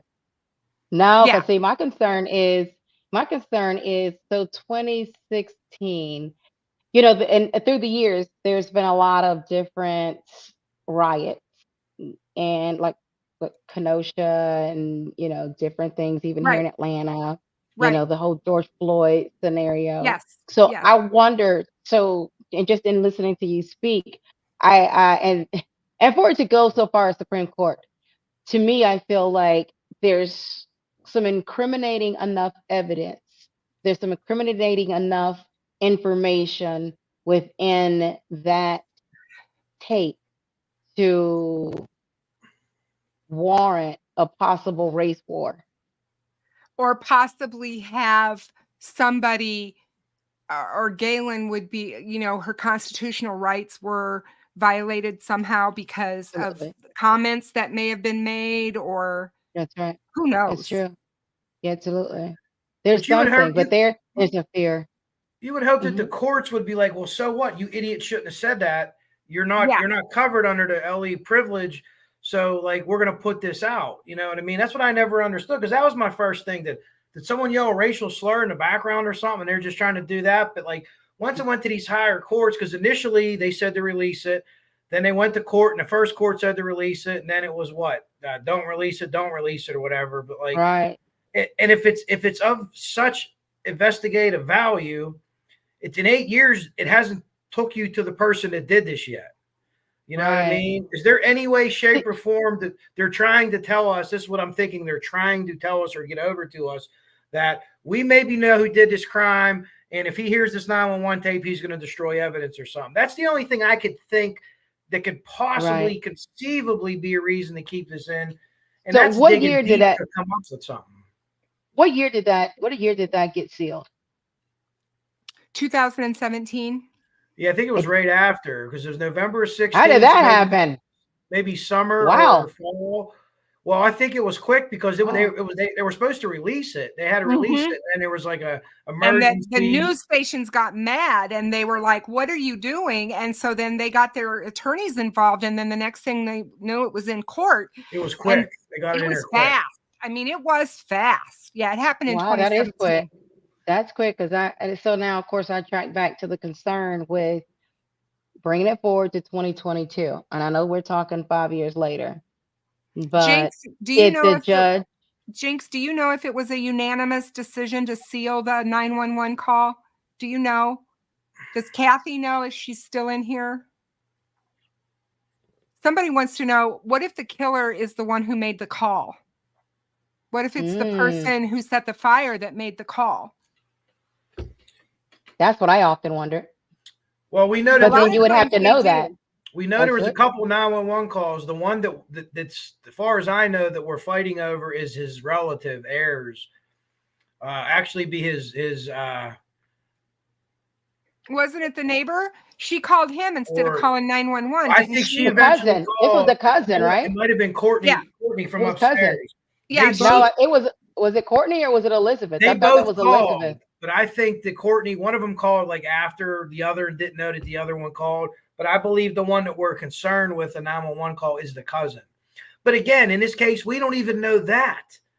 No, it's so secretive that we don't even know. Like, give us all the calls, right? Or whatever. Right. Or if the second call was, hey, we got him coming, thanks anyway, you know what I mean? Or give me new information. No, okay, I'm going to get off with you and stay on with the other person, or do what I have to do, dispatching.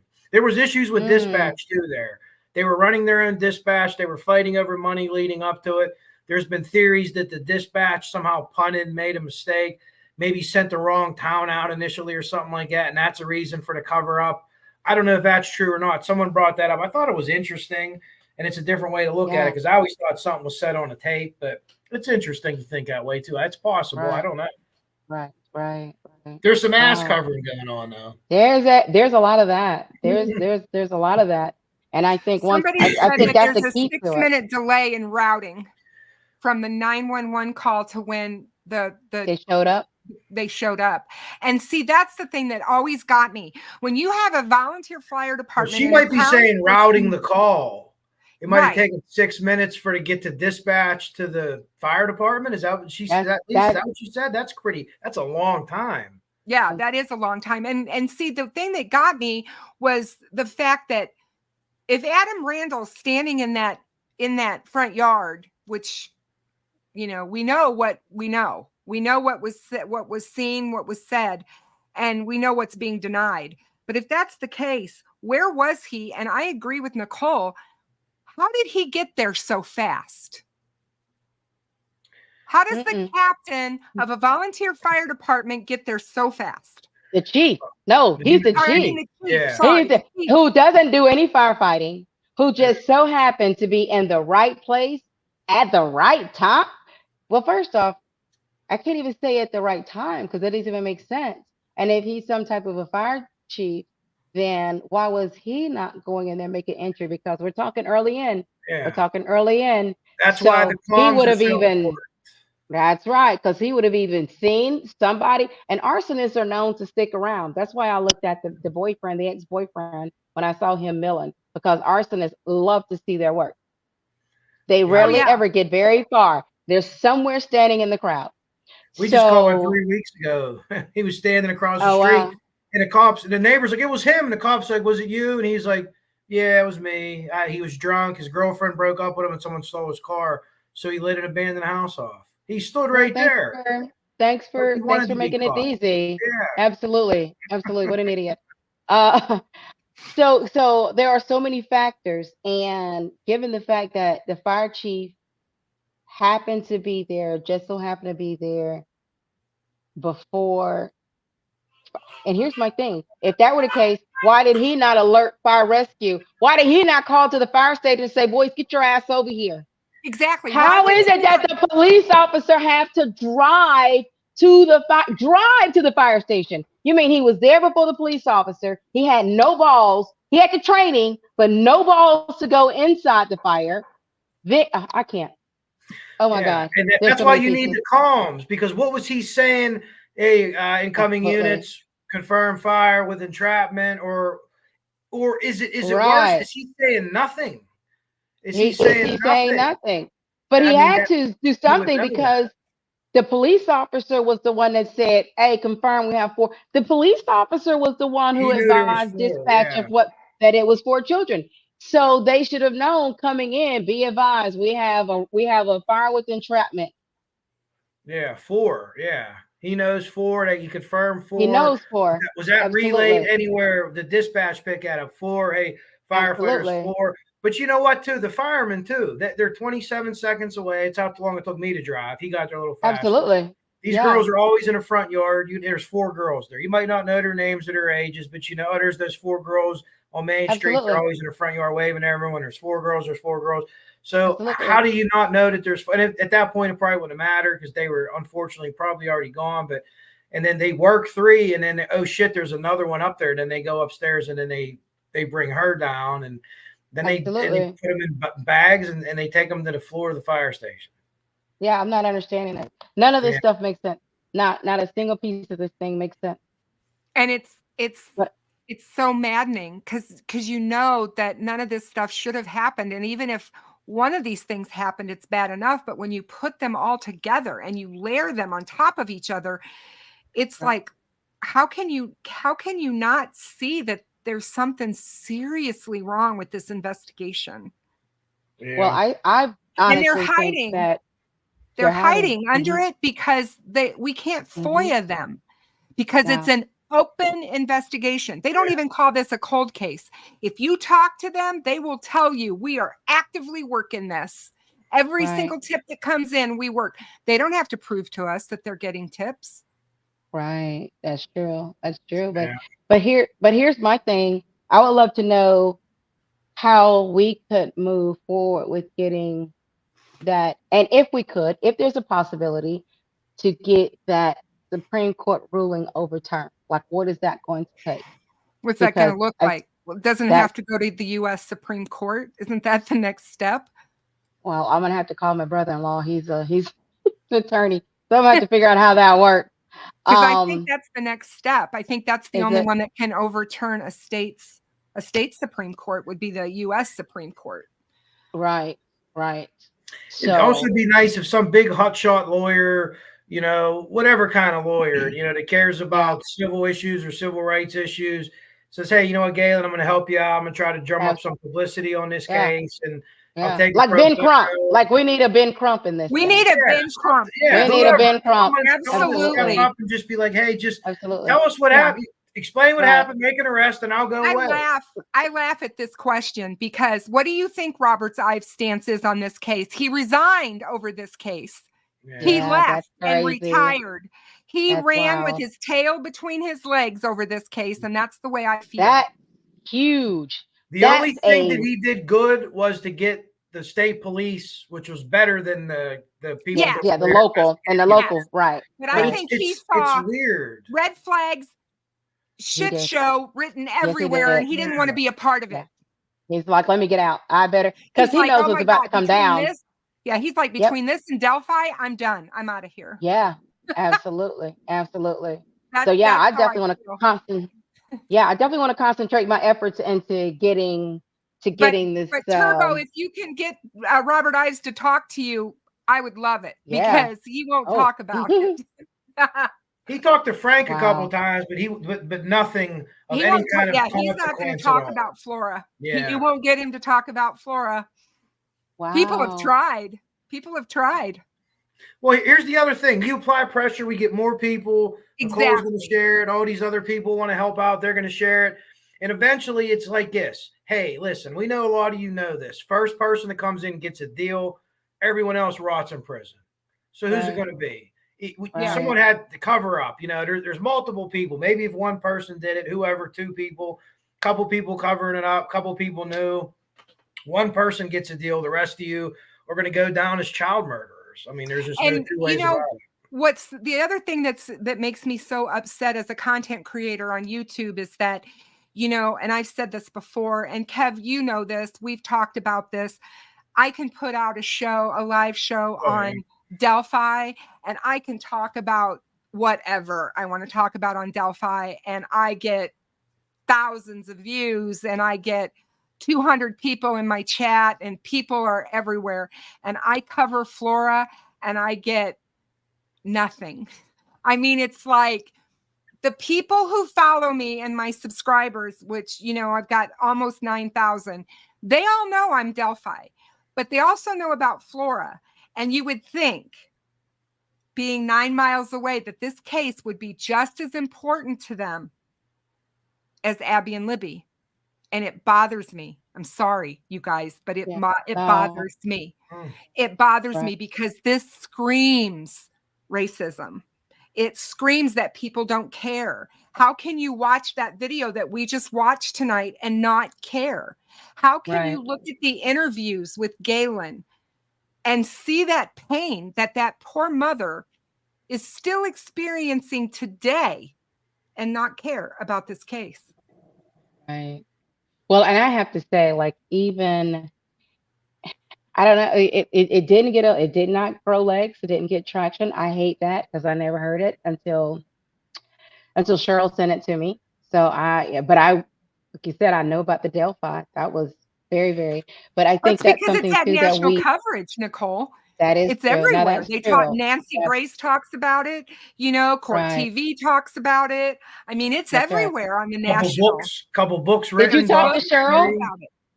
You talked to Cheryl about getting Nancy to do this? Did you talk to Cheryl about that? She told me that we'll probably end up on Nancy. Yes. The three of us. Yeah, absolutely. I've been on Nancy's show a couple That's what this case needs. So That's what it needs. It needs. Yeah. So Cheryl can get this to Nancy. Oh yeah, Cheryl's behind us. She's gonna after tonight's show, she's gonna piggyback off this and do a segment on we're doing her own podcast Zone 7. Right.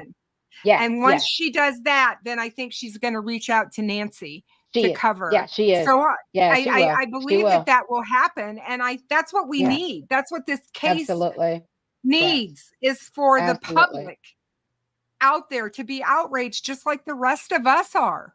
Right. Because that'll put pressure on Indiana. That's going to put It pressure will. on them. They're What? going to, yeah. Yeah. Oh my God. And I'm When telling you, people that's start what you'll nosing get a big around, prompt. yeah, when people Mm-hmm. start nosing around and you make phone calls and you're like, can I talk to you about Flora? Well, what are you looking into Flora for? Right. Right. Hello? Yeah. Yes. Yeah. Well, just get ready People because have this run thing is into about that, to blow Nicole. up. Yeah, I People know have it. run Oh into my God. I can imagine. I can Yeah. imagine. Why are you looking into Flora? What you know, we're What are you working this doing? place. Yeah. What are you It's not your doing? business. Yeah. Yeah. But that's okay because Yeah. we're coming. We're coming. We're coming Yeah. to Flora. I'm We're coming to so Flora. happy about that. That's what this Cheryl was and I talked about it too. Cheryl and I are coming up there. when you Yeah, we're come, you coming. got to let me know so that I can come over from Illinois. Oh yeah, 'Cause definitely. Oh I'm yes. 3 hours away from Okay. from Delphi and From Flora. Florida. So Get another okay. walk going or something like that, or another trip to the Absolutely. cemetery. Maybe, if Gaylin Absolutely. feels or Jackie feels they want to come up and meet with everyone they can. If not, we'll Absolutely. do like we Let's did do that. last time and just, Yeah. yeah, that was Yeah. awesome.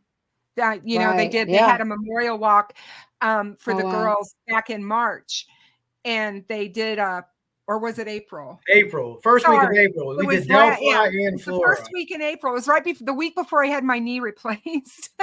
And so, yeah, we went out but they went to the cemetery in Indy and saw the girls, graves and everything. And we try to have those walks at least once a year. And sometimes twice a year. So you guys should come up when we have a walk. Oh, That would be absolutely. awesome. Oh, we have to do that. We have to do that. Absolutely. Yeah. So I'm gonna have to get with Cheryl. Go ahead. CJ Pace said, congressmen, senators, if you know any of those, we need to get them Yeah. involved as well. Oh yeah. Absolutely. And hopefully Delphi is coming to an end here. Hopefully, God, who knows with Delphi? Hopefully the trials coming up, it'll come to an end, and then focus can shift. You know what I mean? Right where we need to be. Let's go right down the road. Yeah. Let's get this taken care of now. Let's put all the pressure here, and then I'm telling you, I think it's what it takes to we got to break this. It's gonna be a game changer. Absolutely, it's gonna be a game changer. I do. Absolutely. Yeah. Nicole, they're asking how to get in contact with you, and I don't want to put any information out you don't want out. So no, you can email me. You can feel free to put my email, my phone number. I'm an open book. Text me though. Just keep it to the email right now. You're good people. Yeah, text me first. You'll get a lot of stuff. I'll send you a lot of stuff too, though. I sent Kristen stuff, and it's voluminous. I just have to figure out how to put stuff together. But that's all right. You know what you need to do? We need to put together like a Google Doc, like a Google Drive, and drop everything into a Google Drive. We can all drop it in there. Yes. Absolutely. Absolutely. Yeah. Absolutely. I agree. But yeah, I just like I said, I was absolutely Susan Hendricks was on my show first. And Susan and I kind of got close, and she's just amazing. And so when I was talking to her all about Delphi and stuff, I connected with her on Flora, and I said, I've got another case, Susan, that's just gut wrenching. And I was talking to her about it, and she said, I need to get you in contact with Mac. And I was like, are you kidding? I'm like, she's another one of my heroes. Yeah, she's a goat. I mean, she is like my hero. And I've watched her for years, and I'm like, she's just amazing. And so she's like, well, let me put you in contact with her. So she did. And, and then Cheryl's like, yeah, let's do a show. And, she came on my show, and she's like, I've got the perfect person for you. And that's like, she told me about you. And that's funny because Cheryl and I, after we had our last case, this is what we were supposed to do about, trying to get more attention centered around young Black missing girls and women. And so about 6 o'clock one morning, she texted me, she says, I got the perfect case for you. And I was like, I'm all in. I'm awake. Give it to me now. So I'm excited to be here. I appreciate being involved. I feel like the universe has brought us together for a reason. I do too. I really do. And the that those videos were released this afternoon. He dropped those. That to Yeah. me, it's like something is working Everything. collectively. It's coming Everything. together. Everything. And then Gaylin comes in tonight and Yeah. is here as well. I'm like, are you Yeah. kidding me? This is the best thing that could have happened. Everybody's feeding off of each other. Exactly. Absolutely. Absolutely. This is I guess the happiest about Flora that I've been in years. Oh God. Yeah. Yeah. Well, it's gonna get better because once we get on Nancy, it's a wrap. It's over. This is gonna be it's gonna be national. And I think when Nancy sees this case, she's gonna love it. Are you mean? Because remember now, she lost her fiance. Right. Yes. So she is all into these cases and she loves her babies. She's a great super mom. So this is going to grab her. This is going to tear her apart. Some of these details, the movement of the bodies, these different things. Absolutely. People are not going to believe them. When I told the guys at work this, they're like, "Come on, dude." I'm like, "Listen, watch here." And they're like, "What?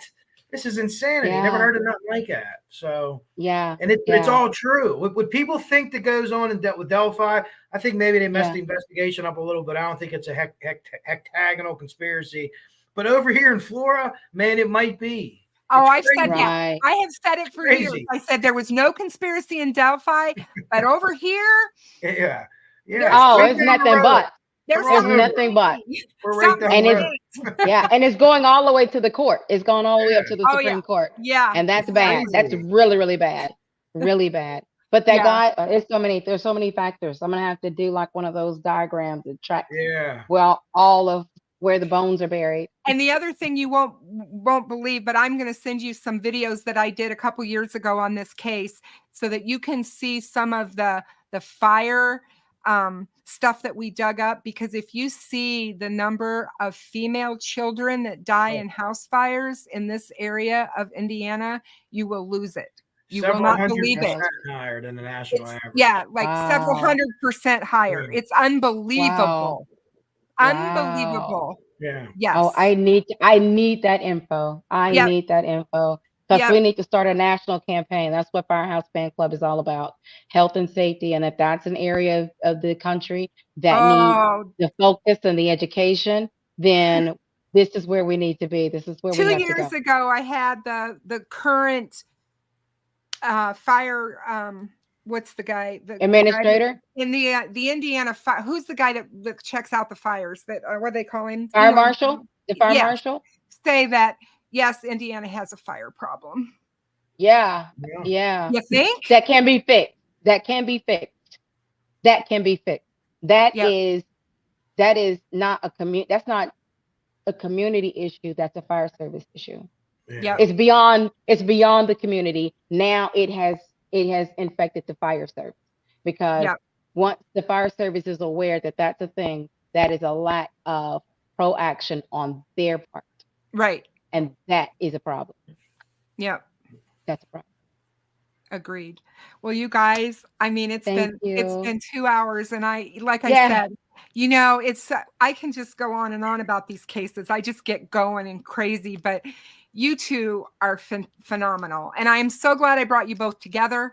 I hope that you guys I'm glad you did too. Me too. I was going to say, I hope you guys can chat on the back end, whether it be by phone or text or whatever, and really delve into, your professional ideas about this case more so than, I mean, obviously we touched on a little bit of it, but you know what I mean?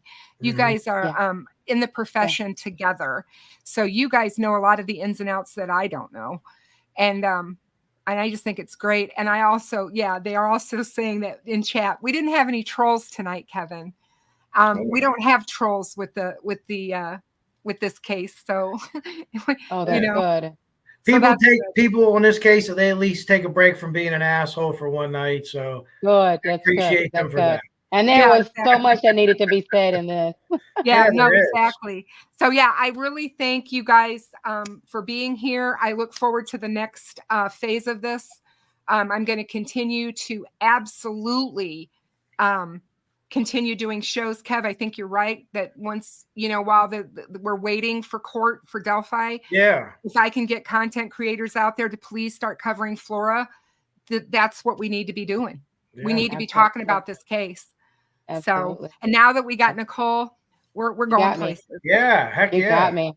That's right. That's right. So, I love it. Thank y'all so much. Kev, you're it's so really good welcome. meeting you. Yeah. Kristen, thank you so much for bringing me on. And You're we're going so to definitely, we're staying in contact. I told Kristen, we're Yep. talking almost every day. It's great to We're meet staying you, on and that. we're happy to have you aboard, Nicole. Yes, So happy. I'm glad to be here. Yeah. So happy to be here. I am so glad we got the right person, and I think that we're gonna go places with this case, and that makes me I love happy. I love it too. I love it. Thank you guys. Thank And you. thank you all the audience. Thank you guys so much. Great Yep. chat. Thanks, everyone. Yep. Really Good good. night, everybody. Good night, everybody.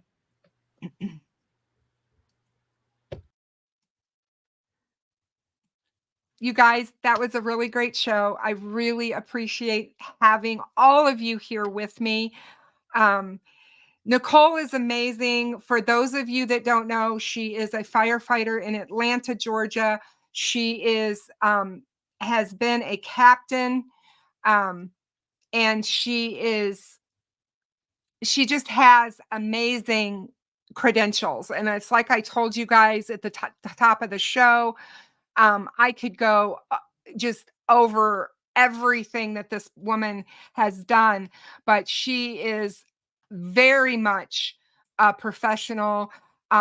She currently works in the Office of Health and Safety, and she is creating safety policies and establishing partnerships with Fortune 500 companies. But she also does supervisory duties and is a battalion supervisor, managing the emergency scenes, planning department activities, and conducting hazard and threat assessments. She does, she's written textbooks. She does training. She's just done so much. She's done hazmat stuff. So she's really good, I think, for the forensic part of the fire aspect of this, because of her background. And for those of you that didn't see the beginning of this, she was the City of Atlanta's Woman of the Year back in 2009. She was the City of Atlanta's Professional of the Year in 2011. And she won the National Association of Professional Women Woman of the Year for 2014. And in 2020, she was the Southwest Regional Emmy Award Outstanding News Special, CSI Atlanta Special. She won an Emmy for that.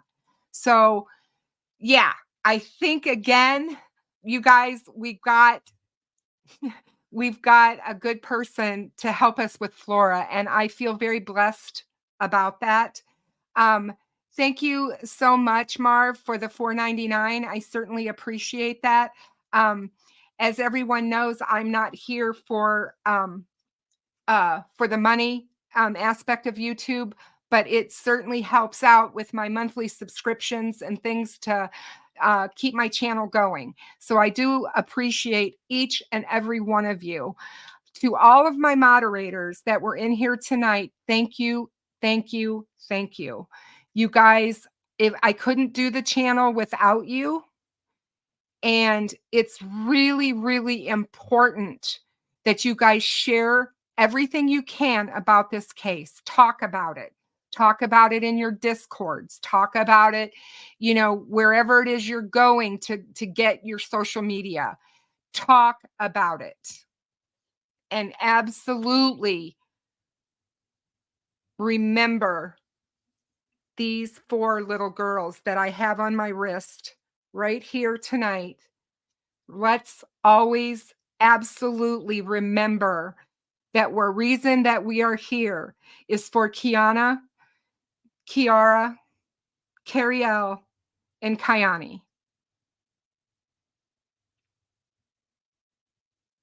And of course, Gaylin. And Gaylin, thank you so much for tuning in tonight. I really, really appreciate you and want you to know that we're here for the right reasons. And I know that you've been through so much, and we are here for the right reasons. And you do not need to be worried about that. and I am all about justice. If anyone out there watching has any information regarding this Flora Arson Fire that killed these 4 little girls, please contact 1-800-382-4628. You do not have to give your name, but if you have information, please share it. The time is now. The time is now. Guys, thank you so much again for tuning in. I'm going to sign off for now. I will see you all really soon. For everyone who's been asking, I'm doing fantastic. I feel great. Spending a lot of time in the sun. I'm doing a lot of swimming outside right now. Spending a lot of time with my grandsons in the pool, and just living life and enjoying life. So I just want you guys to remember why we're here and why we do this, why it's important, and how we tell their stories is important. Good night, you guys. Thank you very much. And to all of you that are out there every night and doing the content, making these videos, talking about these cases, my hats are off to you, because it's really, really good information that we need to be sharing. Thank you so much, everyone. To all of you who tuned in, thank you. And for those who watch later, thank you.